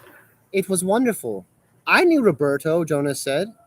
I helped with his feeding last time I was here, just a few weeks ago. He was a very interesting man. I don't like that this is in the third person, the story's in the third person, because Jonas is like an I, but it just seems like he's just another character here. I feel like it would be so much more impactful if it was just him. Well, this is my Instagram. That's all I have. Nothing special. But I want to say like oh, that's scary Terry. Hmm. A little selfie. Yeah, he wants to go to Coachella 2023. Hell yeah, dude. There's a hyphy rave squirrel. But I want to say like she had. This is my opinion. Let's gonna finish this real quick. She might have a preconceived idea of what she's seen and what she's heard from the people that, because she works in like she used to work in the office, so she's around like conversations. So she's probably heard some things said about me, probably good things and bad things at the same time, and then she has her opinion about it. But I want to say like now that I want to say, because before it was private, now she has access to it. Now she could see for herself. She get like a better idea of the truth. I have noticed, dude, like when it rained at the church that I'm going to, like everyone was like they were like they had like signs, like yard signs over their head, like they ran to their fucking car. They were all like fuck. It was almost like panic, dude, and confusion. It was just raining, and I just walked. I had my boots, my jacket. I was fine, and so like I feel like there's a lot of them that are like, if you want to know what peasants were like in like medieval times, that's peasant culture. And so there's like kings and peasants, and I think it's very clear who the kings are in church. Like I think that automatically their energy is just like vibrant instead of this like very controlled, because it seems like there's a lot of people that are afraid to like go against what is taught because they don't have the pattern recognition. They like, I believe that you can realistically conceive of everything going there and then form your choices that way. Like I haven't been a Christian for long. I was only been like maybe getting close. Maybe this like gonna be a full year now. I think getting close to it, and I want to say I'm still new at it. But so yeah, that's what I'm dealing with. Well, I mean, at least you didn't have to go crazy for it to happen. What it was it's kind of cliche for me to be all fucking all nuts and then find God, but maybe that's what it takes. I don't know. Yeah, I don't know how to make up all this, but yeah. I mean, it's a lot about like what the story's about is like When I came back from the mountain, I was like when I came back to everything and some like.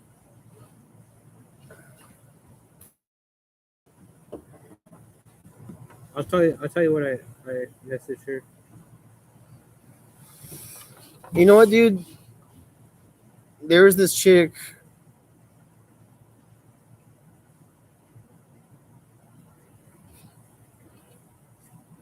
So I said, to be honest with you, I felt that I needed to break the cycle to bring balance into my life, to realign myself to create a new, more flow. I understand that my old beliefs were built on false understanding, so I'm focusing on a new belief system that is more representative of reality. This will allow my soul to evolve with truth and honesty, and break free from the old ways of thinking that have been holding me back. And then I put 1 Corinthians 15:36. Foolish one. What you show was not made alive unless it dies. From the seed to show that life comes out of death. I wonder if she could understand all that. I don't know. I don't think so. I'm gonna say this, dude. Oh no, I won't say it. I already said it once. But I don't think they get it at all, dude. I don't think they fucking get it at all. I think they understand the social aspect of it, the social order of it. I don't know. I just in general, it's hard. I mean, for anybody, really, anyone in general, it's hard for me to like convey that kind of shit. This like sort of like this difference, this thing other than like I'm good, I'm bad, that kind of thing. But I feel like you said that more for yourself than for anyone else. I feel like that was like the culmination. And if she shows that, which I don't know, she might not. Yeah, he's going through something right now. I think they just really don't want to lose you. That's what I think. Like, they really don't want to lose you. Yeah, because they have other people who don't show up. Like they really, they don't really care much. But like when I disappear, I was like, okay, and I was like, oh, where'd you go? Where you been? I was like, yeah, that's exactly what they really don't want me to disappear. And I'll tell you this, dude. In my friend group right now, there's like a split, and like, dude, half the people that are gone is like fuck it, like later, man. Like it's not always. It's kind of like them in this book, like they're talking like, yeah, well, some people are just gonna have to fucking work, but it's just what they do. But like, I get it, man. I get it. I not all are created equal, but all are men, though. All are men, and they're all created equal. They're all created equal, but it's a different balance. Something that I figured out while I was gone and I was brainstorming with somebody is balance isn't like this. Balance is turning this into this. It's like it's a constant shift, and the actual point of balance only lasts for like a couple seconds or a milli instant. We're always finding balance.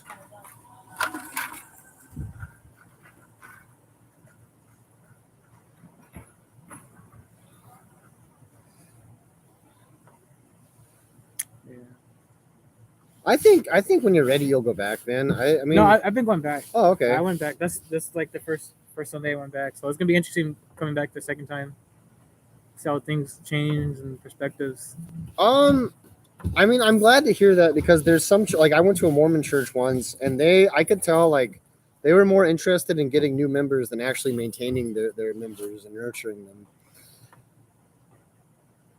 Well, they tried to make her life sound meaningful, and of course, she added primely, all lives are meaningful. And I don't mean they aren't, but Edna, my goodness, she was a birth mother, and then she worked in food production for years until she came here. She never even had a family unit. Larissa lifted her head and looked around to make sure no one else was listening. Then she confided, I don't think, began to wash her feet. He murmured with pleasure as he massaged her feet with a sponge.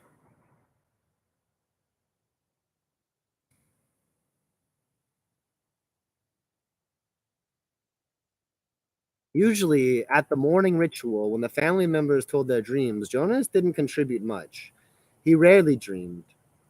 Sometimes he awoke with a feeling of fragments afloat in his sleep, but he couldn't seem to grasp them and put them together into something worthy of telling. But this morning was different. She had dreamed very vividly the night before. His mind wandered while Lily, as usual, recounted a lengthy dream.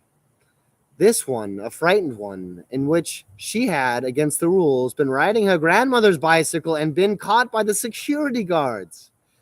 They all listened carefully and discussed with Lily the warning the dream had given. Thank you for your dream, Lily, Jonas said the standard phrase automatically. Gabe, Father asked, looking down at the basket where the new child lay gurgling after his feeding, ready to be taken back to the nurturing center for the day. They all laughed. Dream telling began with threes. If new children dreamed, No one knew. Jonas, Mother asked. They always asked, though they knew how rarely Jonas had a dream to tell. I did dream last night, Jonas told them. He shifted in his chair, frowning. Good. Tell us. The details aren't clear, really, Jonas explained, trying to recreate the odd dream in his mind. I think I was in the bathing room at the house of the old. I've been watching 90 Day Fiance, dude. Oh, it's great because you get this, dude. The Muslim world is fucking nuts, dude. Like it. I mean, it's not nuts like bad or crazy or anything like that. It's just like I feel like they have a lot of shit figured out. But like the Hindis, though, like the people in India who are not the Muslim people, dude, they have like. Did you know they just have like astrologers? Like it's this guy's whole job to fucking just. Dude, that sounds fucking tight as fuck, man. This is map out the stars. Just fucking yeah, just say like, oh yeah, the fucking Venus is behind Neptune. You're gonna have to fucking like kill 3 chickens or some shit. Like that sounds fucking great, man. I mean, maybe not to kill 3 chickens, but just some dumb shit like that. Fucking C9, count 9 beetles, some shit. I don't think they kill people in Hindi, but I know that they just have cows that just roam around randomly. That's got to be fucking crazy.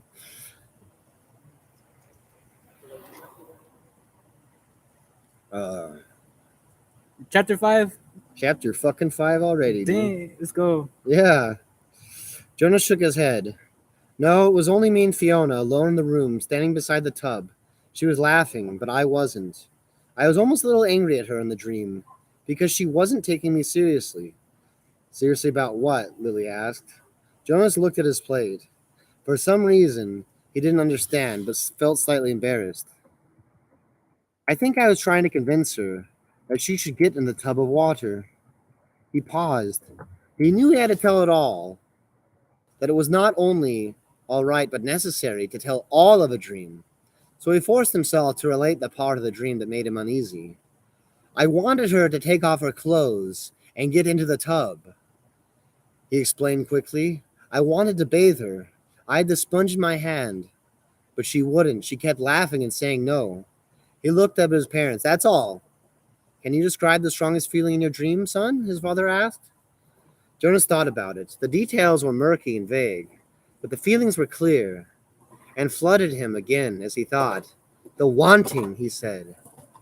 I knew that she wouldn't, and I think that she shouldn't, but I wanted it so terribly.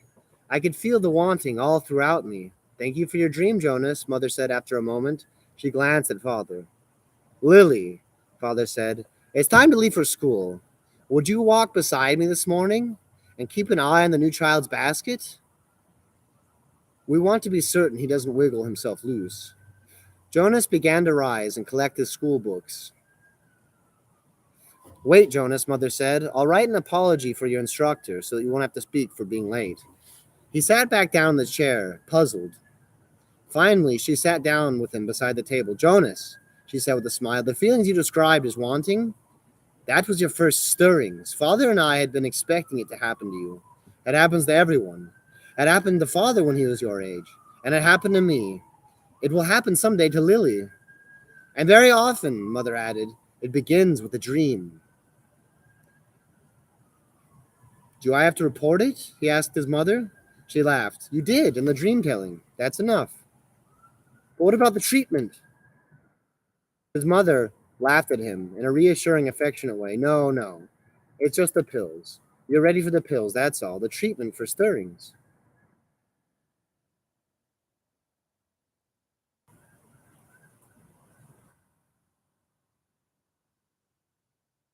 Lily, please hold still, Mother said again. Lily, standing in front of her, fidgeted impatiently. I can tie them myself, she complained. I always have. So I guess they don't even... They've completely had, like, the whole coitus thing removed from the equation. And that, I mean, that would just make people fucking nuts itself, I guess. But the pills must be something fucking powerful. I think Adderall would probably be the only pill I've ever taken that's made me fucking not interested. They said they were saltpeter at basic training, but I got past that shit. Lily wiggled her way away from Mother. And this year you get your assignment, she said to Jonas in an excited voice. I hope you get pilot and that you take me flying. Sure I will, said Jonas. And oh yeah, this whole book started with Jonas seeing a plane fly by twice.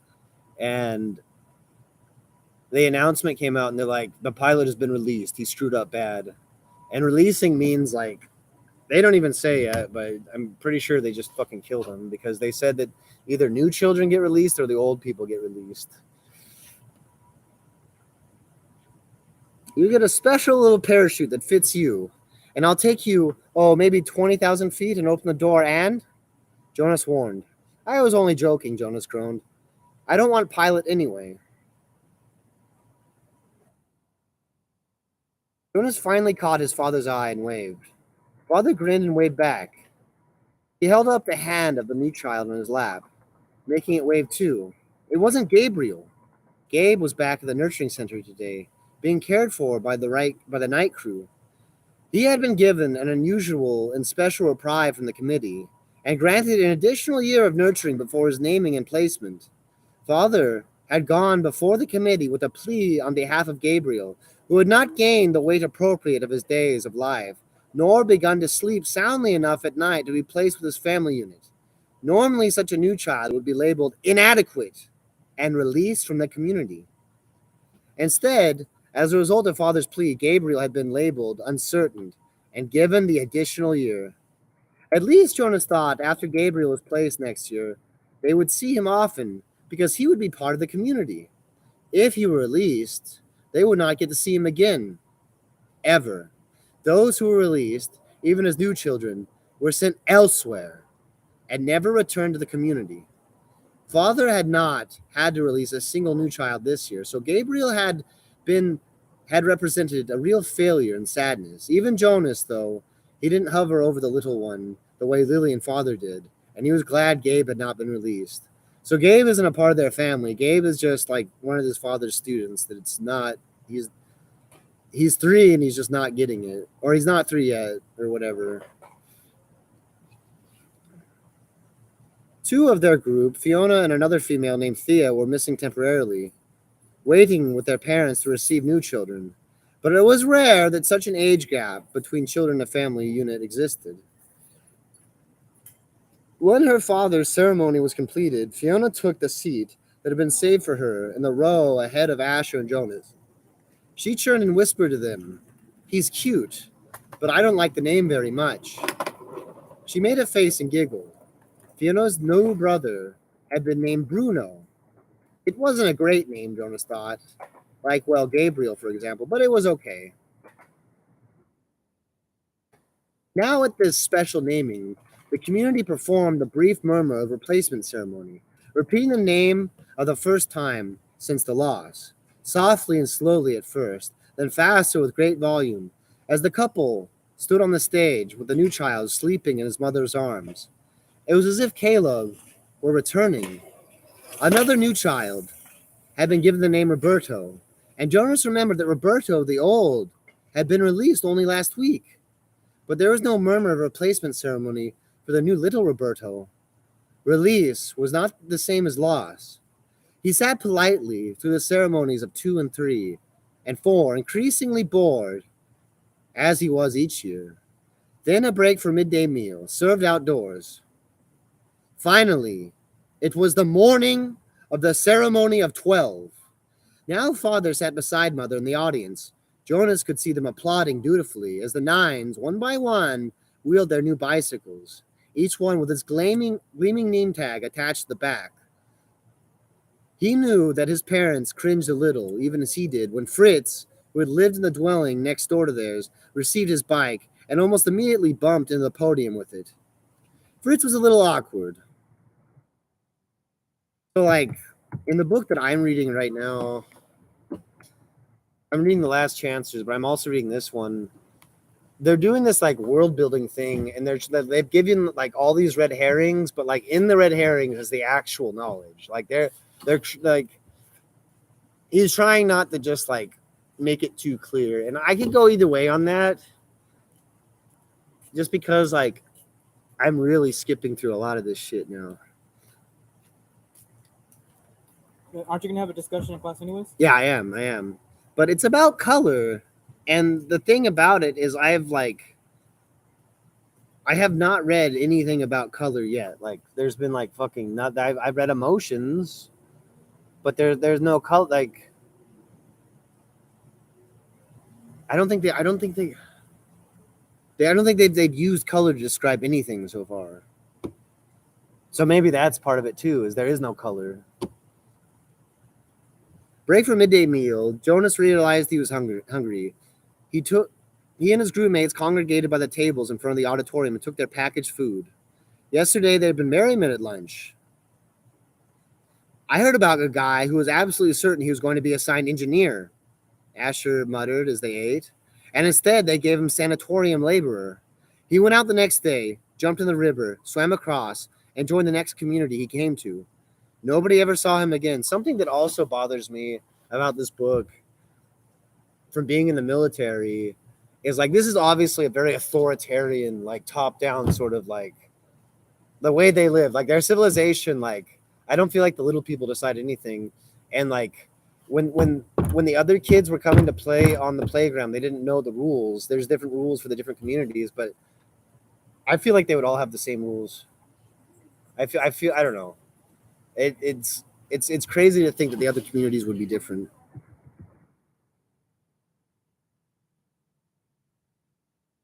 Okay, this whole chapter was him just waiting to be named.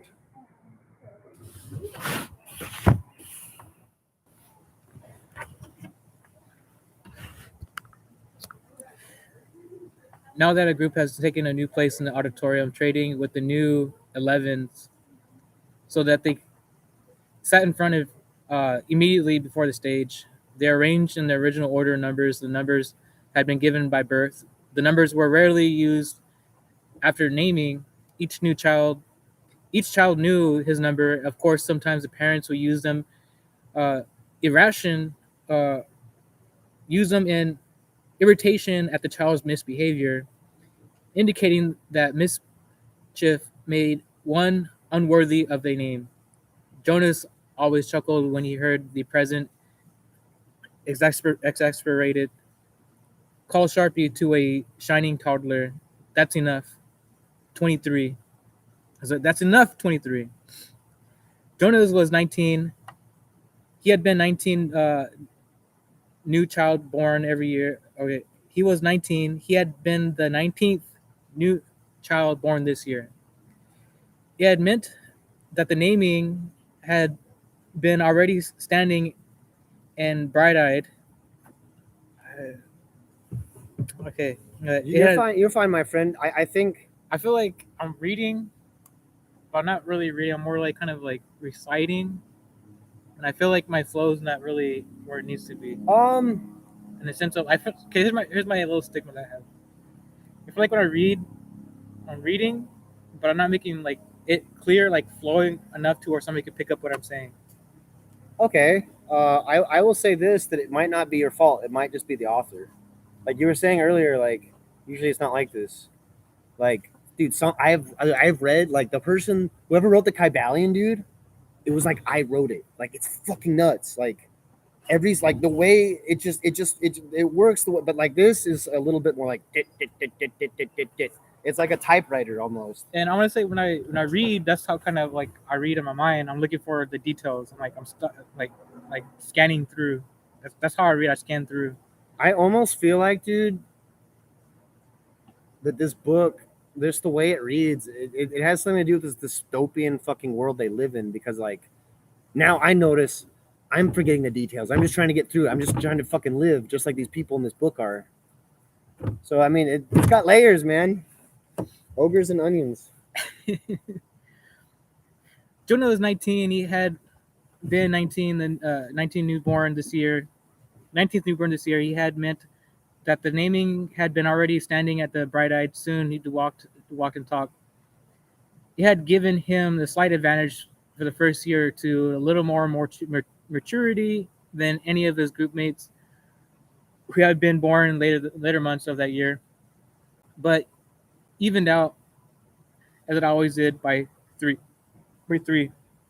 After three, the children progressed as much as the same level, although the first number one, who always could tell, who was a few months older than the other groups. Technically, Jonah's full number was 11. Oh, wait. 1119. Jonas's full number was 1119. 19, Yeah, that is 19, weird. Yeah. 1911. That is weird. He's a gun. He's loaded. So since there were other 19s of course, each age group, and today now there are new 11s that had added advanced this morning. There are two 19s at the midday break. He had exchanged smiles with the new one as a shy female named Harriet. But the dedication was only for these few hours. Very soon he would not be 11 but 12, and at the age he would no longer matter. He would be an adult like this parent through, I say, though a new one would untrained still. Let's see, yeah. Though a new one and untrained still, Asher was 4, and the new one, Asher was 4 and sat now in the row ahead of Jonas. He would receive his assignment forth. Fiona, 18, was put on his left, and on his side sat 20, a male named Perry, whom Jonas did not like much. Perry was a very serious, not much fun, and a warrior and tattletale too. Have you checked the rules? Jonas asked. Oh, Jonas. Perry was always whispering solemnly, I'm not sure that's within the rules.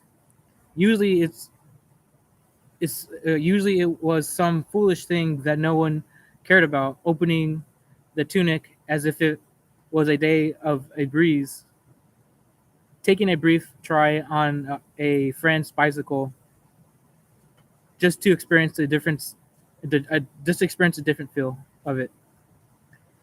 The initial speech at the ceremony of 12 was made by the chief elder, the leader of the community, who was elected every 10 years. The speech was much the same of each year. Reconciliation. Or That's fine. Recollection. It can be reconciliation, dude. Sometimes misspeaking, it still like fits, and that's perfectly fine. I do that too. Yeah, it's kind of cool when that works out. Recollection of the time of the childhood of a period of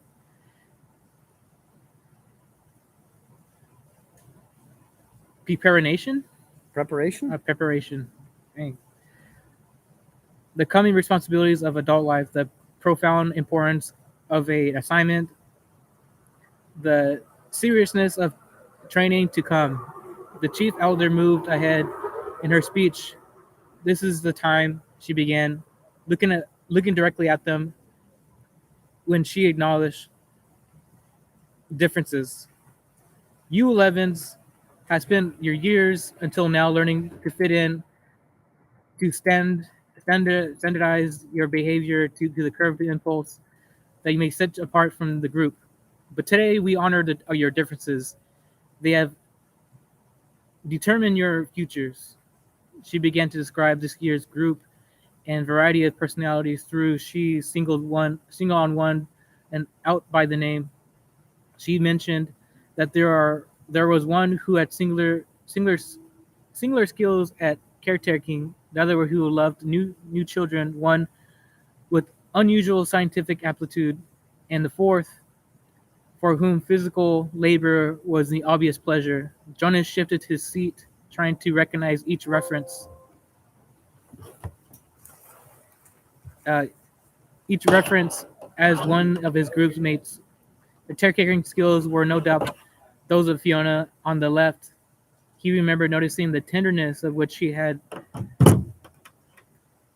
bathed the old. Probably the one scientifically amplitude was Benjamin, the male who had devised a new important equipment for the rehabilitation center. He has heard nothing but that he recognized as himself as Jonah finally the chief elder paid tribute to the hard work of her committee, which he had performed the observation meticulously all year. The committee of the elders stood as acknowledged by the applause. Notice Jonas Jonas noticed Asher yawned slightly, covering his mouth politely with his hand. Then at the last chief elder called number one to the stage, and the assignments had begun.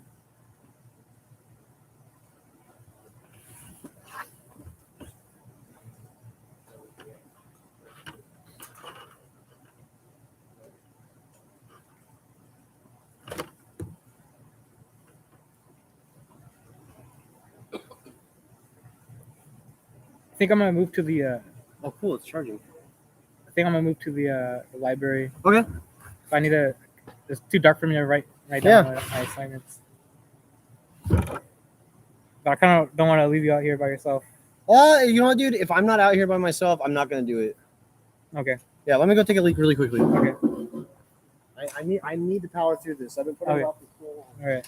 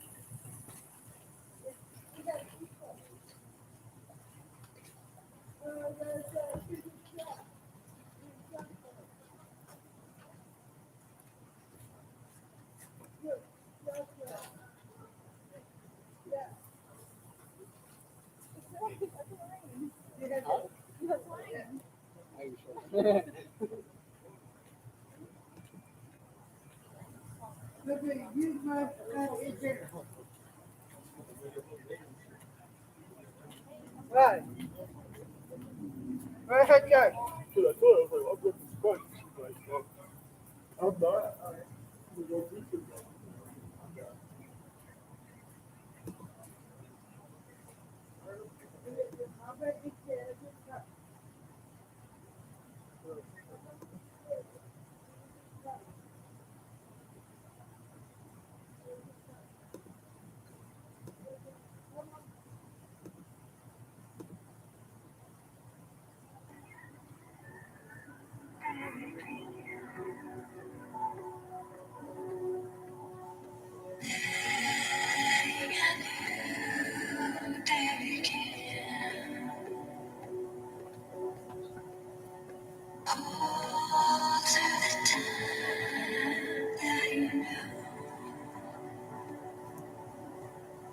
Locked in my room, 4 black walls, tied the noose, no recall, no result, fuck withdraw, rather shoot up till I fall. Murder on call with the 5-9, 20 years and it seemed like a lifetime.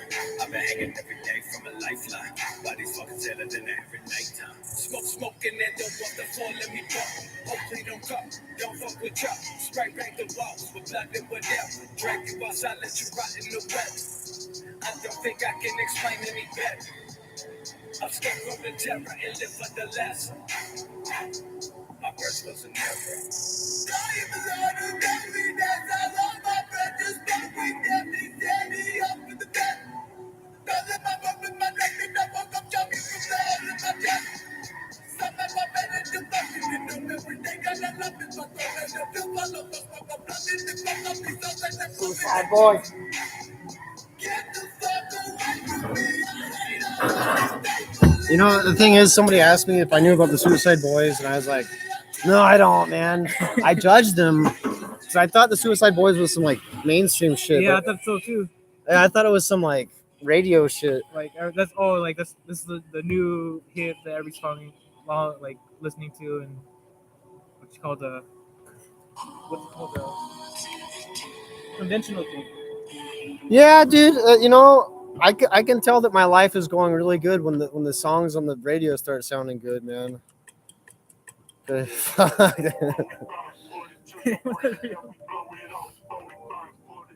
Okay.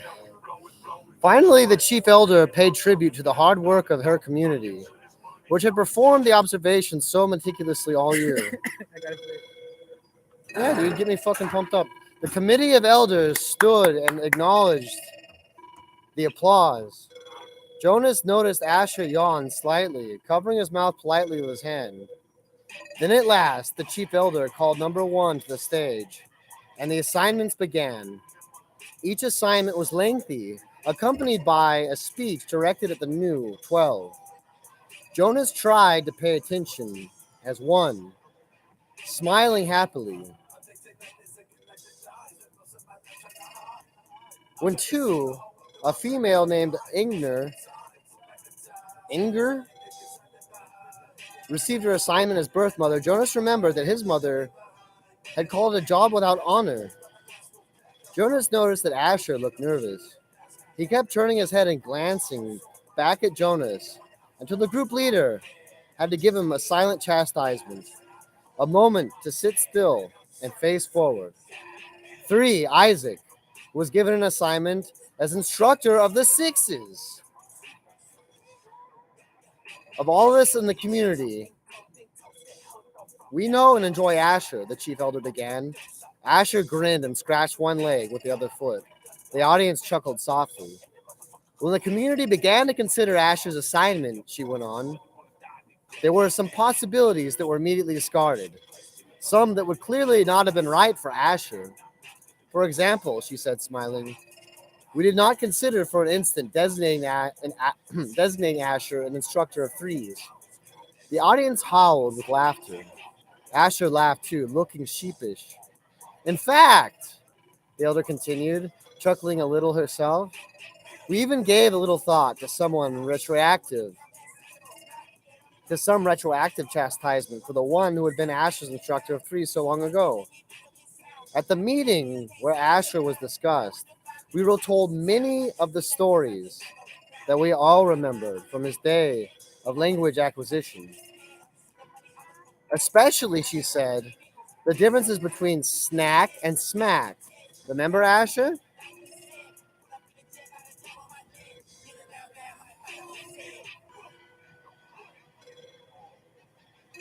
For a while, the chief elder said, we had a silent Asher, but he learned. She turned to him with a smile. We began to talk again. It was with greater precision. And now his lapses are very few. His corrections and apologies are very prompt. His good humor is unfailing.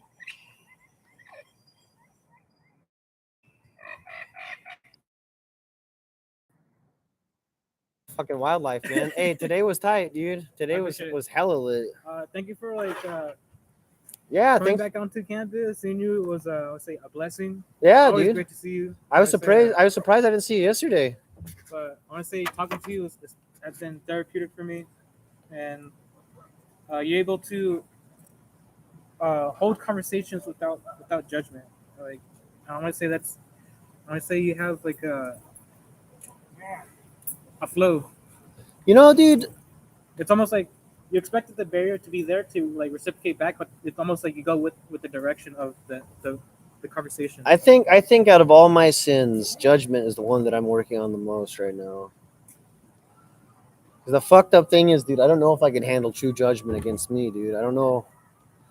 I say I could, but I don't fucking know. No one knows. You got all your shit, yeah. Don't lose your shit in darkness land, man. Later. All right, are you gonna be here tomorrow? Yeah, fuck yeah, I'll be here tomorrow, man. Fuck yeah. Day's coming up on Friday, Yeah, dude. And we also got Bible Land on fucking Thursday. Wait. The hike's on Friday? No, the hike's on. Oh, fuck no, yeah. I said Okay. vintage days. Oh, vintage days. What's up, dude? They have what's it called all the vendors come down. Yeah, the fucking anthropology club's supposed to contact me. We'll see what they do. Power through it. You got this. Yeah, I'll find that fucking light, dude. Have a safe journey back home, and I'll see you tomorrow. I will, brother. All right, take it easy.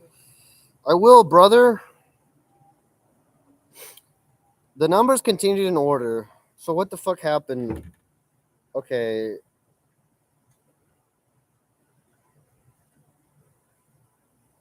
What the fuck happened to him? Oh, we have given you the assignment of assistant director of recreation. That's what Asher got. Great. And then they start reading and they skip over Jonas. And he's like bewildered by it. I appreciate you listening to me. I know. Oh, hey, there you are. Yeah, I am Simp.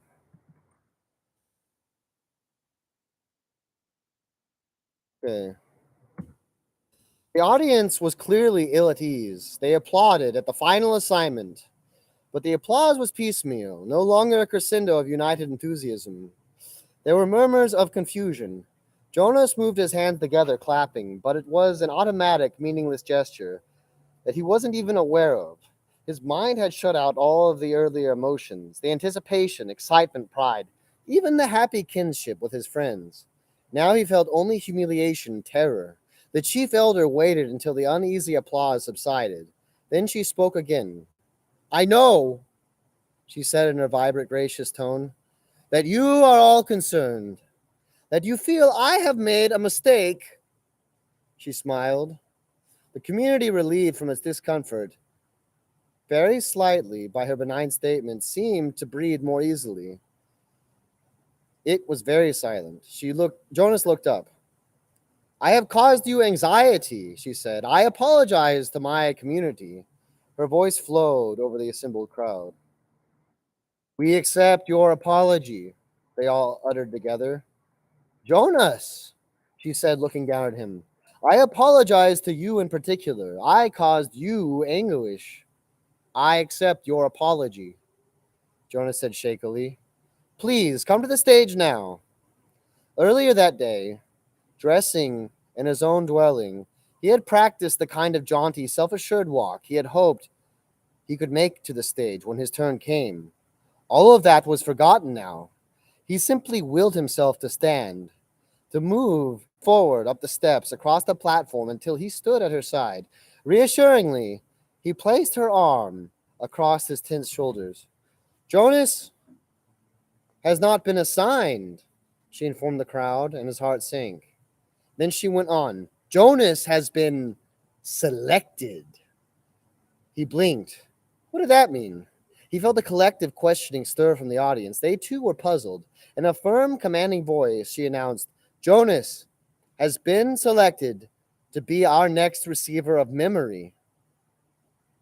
He still didn't understand. We have had our current receiver for a very long time, she went on. Jonas followed her eyes and saw that she was looking at one of the elders. The committee of elders was sitting together in a group, and the chief elder's eyes were now on one who sat in the midst, who had seemed oddly separate from them. It was a man Jonas had never noticed before, a bearded man with pale eyes. He was watching Jonas intently. We failed in our last selection, the chief elder said solemnly. It was 10 years ago, when Jonas was a toddler. I will not dwell on the experience because it causes us all terrible discomfort.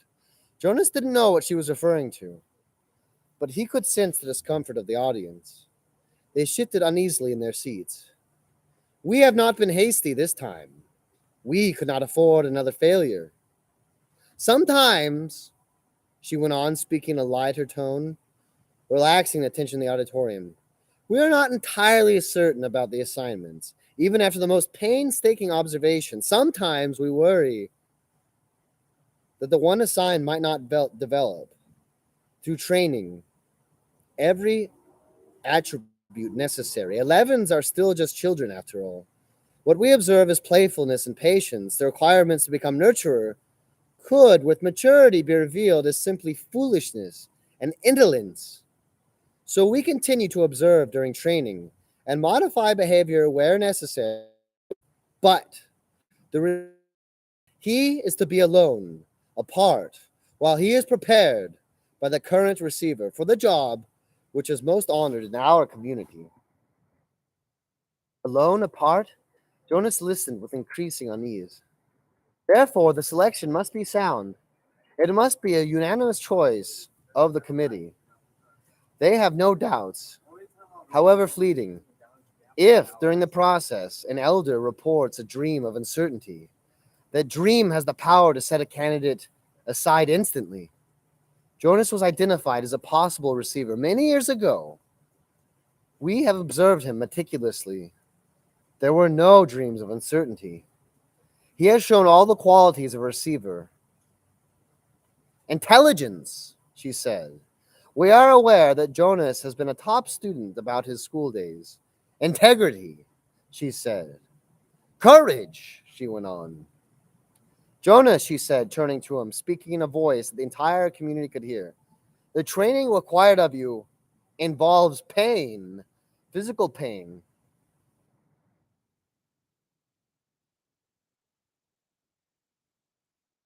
He blinked, and it was gone. His shoulders straightened slightly. Briefly, he felt a sense, a tiny sliver of sureness for the first time. She was still watching him. They all were. I think it's true, he told the chief elder in the community. I don't understand it yet. I don't know where it is. But sometimes I see something, and maybe it's beyond. She took her forearm. She took her arm from his shoulders. Jonas, she said, speaking not to him alone, but the entire community. We thank you for your childhood. And the crowd shouts, Jonas, Jonas, Jonas. I feel like this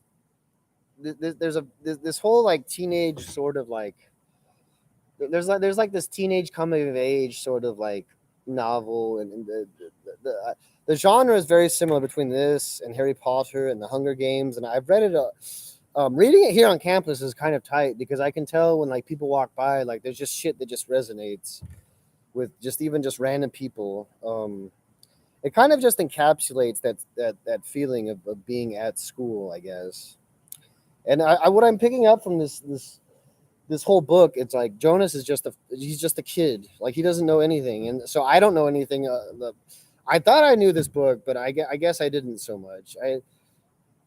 I'm stuck constantly teetering between like this guy can't really write because it feels like there's no real big tonal shift between the characters, but maybe that's the point.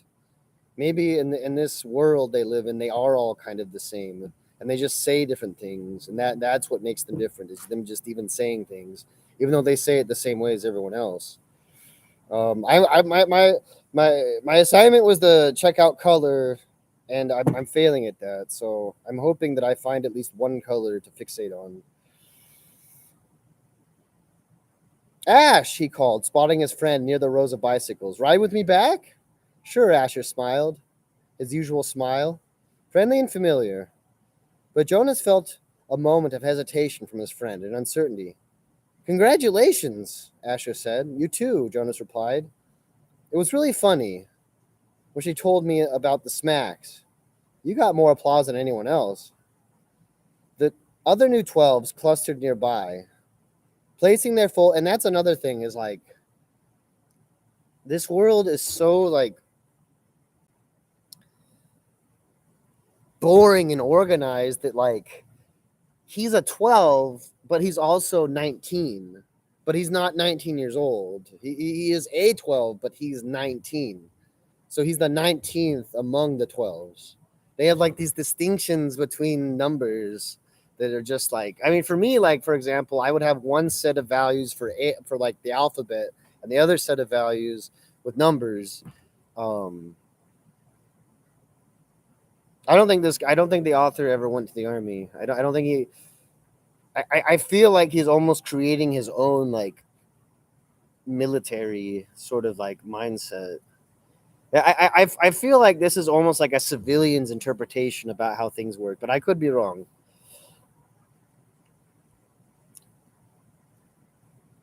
The other 12s clustered nearby, placing their folders carefully into the carrying containers on the backs of their bikes.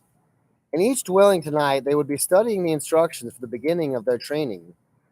Each night for years, the children had memorized the required lessons for school, often yawning with boredom. Tonight, they would all begin eager and early to memorize the rules for their adult assignments. Congratulations, Asher, someone called. Then that hesitation again. You too, Jonas. Asher and Jonas responded with congratulations to their group mates. Jonas saw his parents watching him from the place where their own bicycles were waiting. Lily had already strapped into her seat.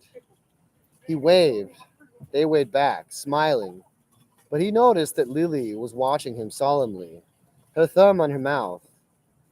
He rode directly to his dwelling, exchanging only small jokes and unimportant remarks with Asher. See you in the morning, recreation director, he called, dismounting by his door as Asher continued on. Right, see you, Asher called back.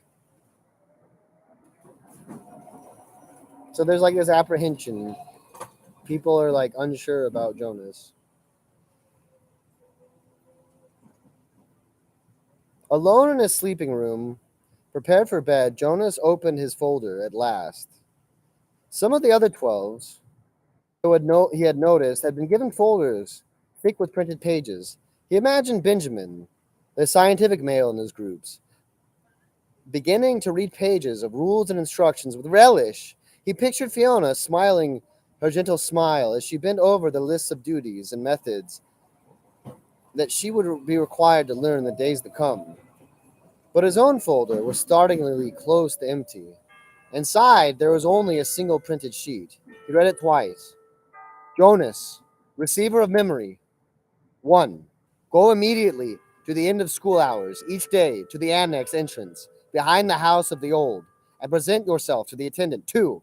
Go immediately to your dwelling at the conclusion of training each day. 3. From this moment, you are exempted from the rules governing rudeness.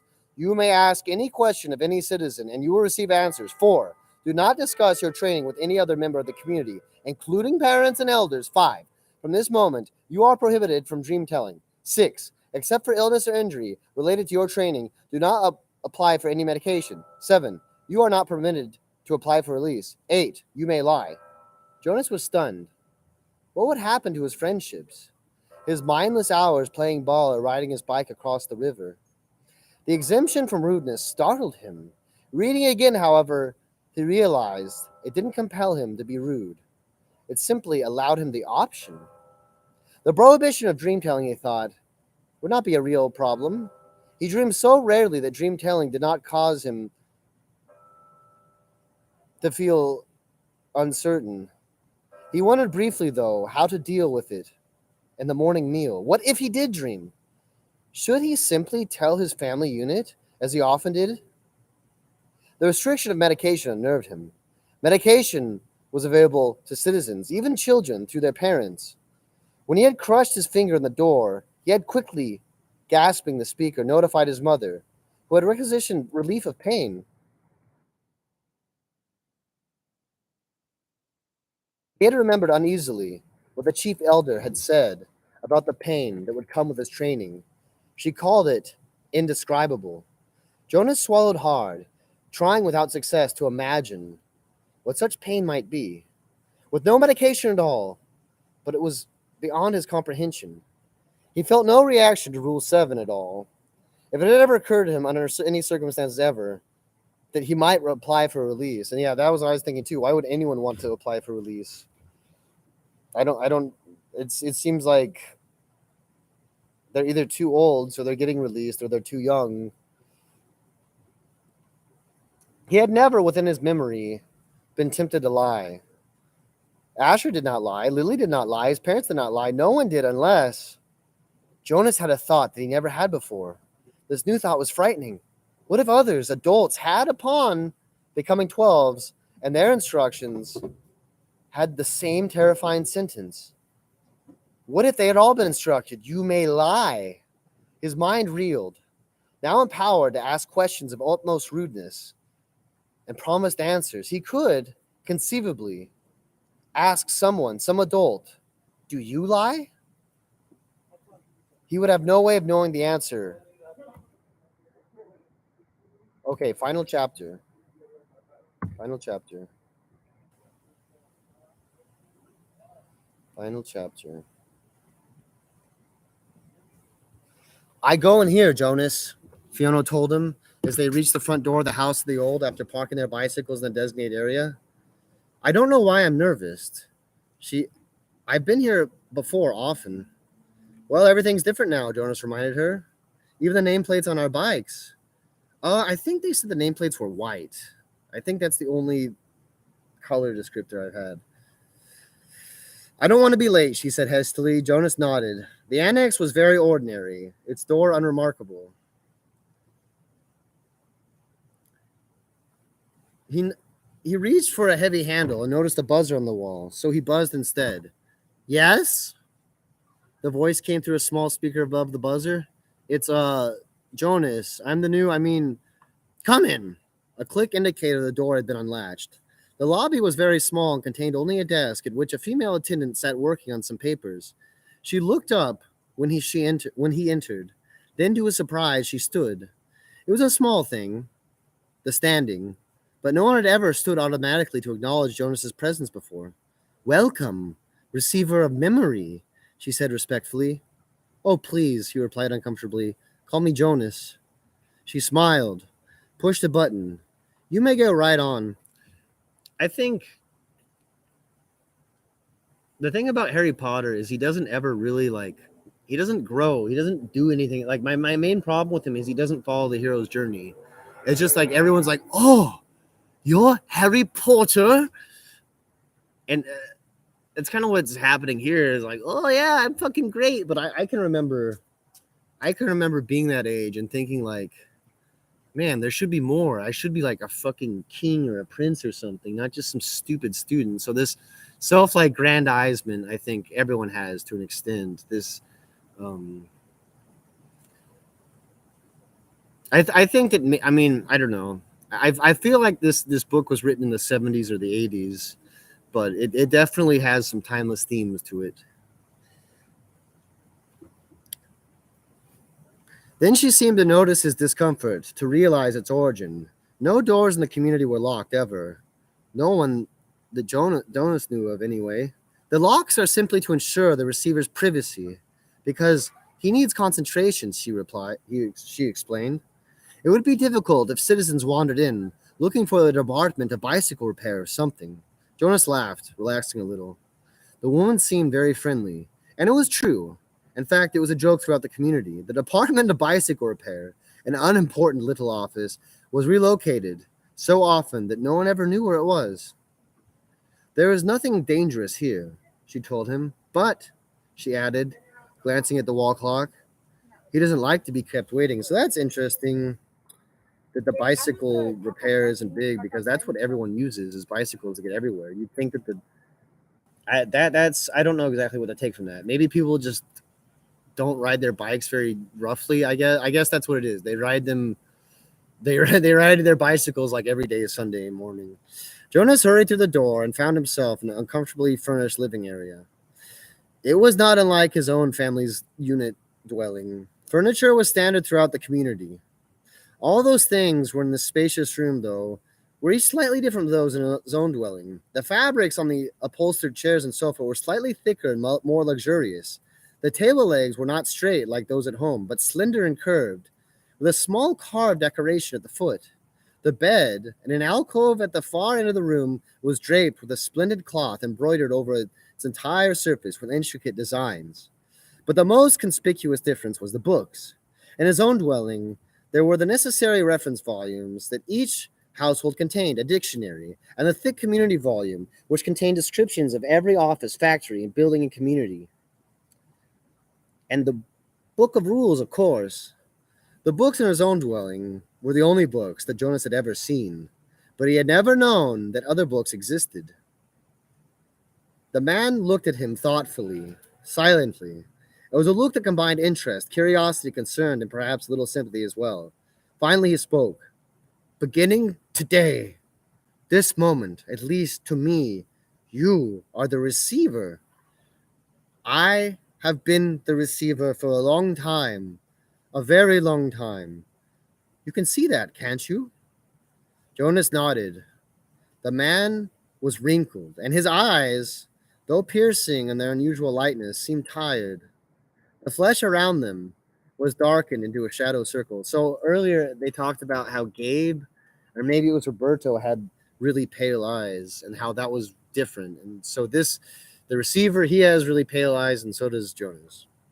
So you have to have this.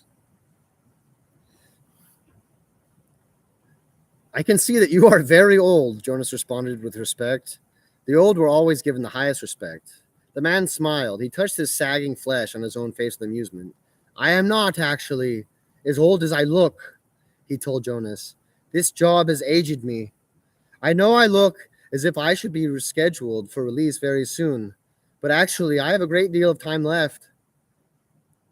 I was pleased, though, when you were selected. It took them a long time.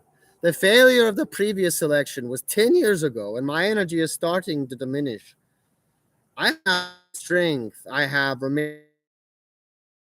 We have hard and painful work to do, you and I. Please sit down, he said, and gestured towards the nearby chair. Jonas lowered himself to the soft cushioned seat. The man closed his eyes and continued speaking. When I became a 12, I was selected, as you were. I was frightened, as I'm sure you are. He opened his eyes for a moment and peered at Jonas, who nodded. His eyes closed again. I came to this very room to begin my training. It was such a long time ago. The previous receiver seemed just as old to me as I do to you.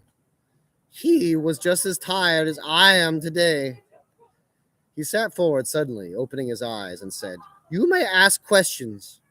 I have so little experience in describing this process, it is forbidden to speak of it.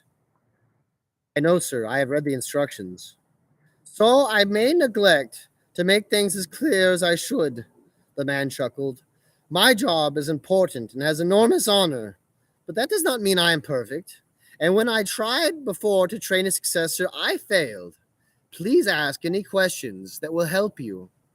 In his mind, Jonas had questions, 1,000, 1,000,000 questions, as many questions as there were books lining the walls, but he did not ask. The man sighed, seeming to put his thoughts in order. Simply stated, he said, although it's not really simple at all, my job is to transmit to you all the memories I have within me. Memories of the past. Sir, Jonas said tentatively, I would be very interested to hear the story of your life and listen to your memories. I apologize for interrupting, he said quickly. The man waved his hand impatiently. No apologies in this room. We haven't the time. Well, Jonas went on, uncomfortably aware that he might be interrupting again. I am really interested. I don't mean that I'm not, but I don't exactly understand why it's so important. I could do some adult job in the community. And in my recreation time, I could come and listen to the stories of your childhood. I'd like that, actually, he added. I've done that already in the house of the old. The old like to tell about their childhoods, and it's always fun to listen. The man shook his head. No, he said. I'm not being clear. It's not my past, not my childhood that I must transmit to you. He leaned back, resting his head against the back of the upholstered chair. It's the memories of the whole world, he said with a sigh. Before you, before me, before the previous receiver, the generations before him. Jonas frowned. The whole world, he asked? I don't understand.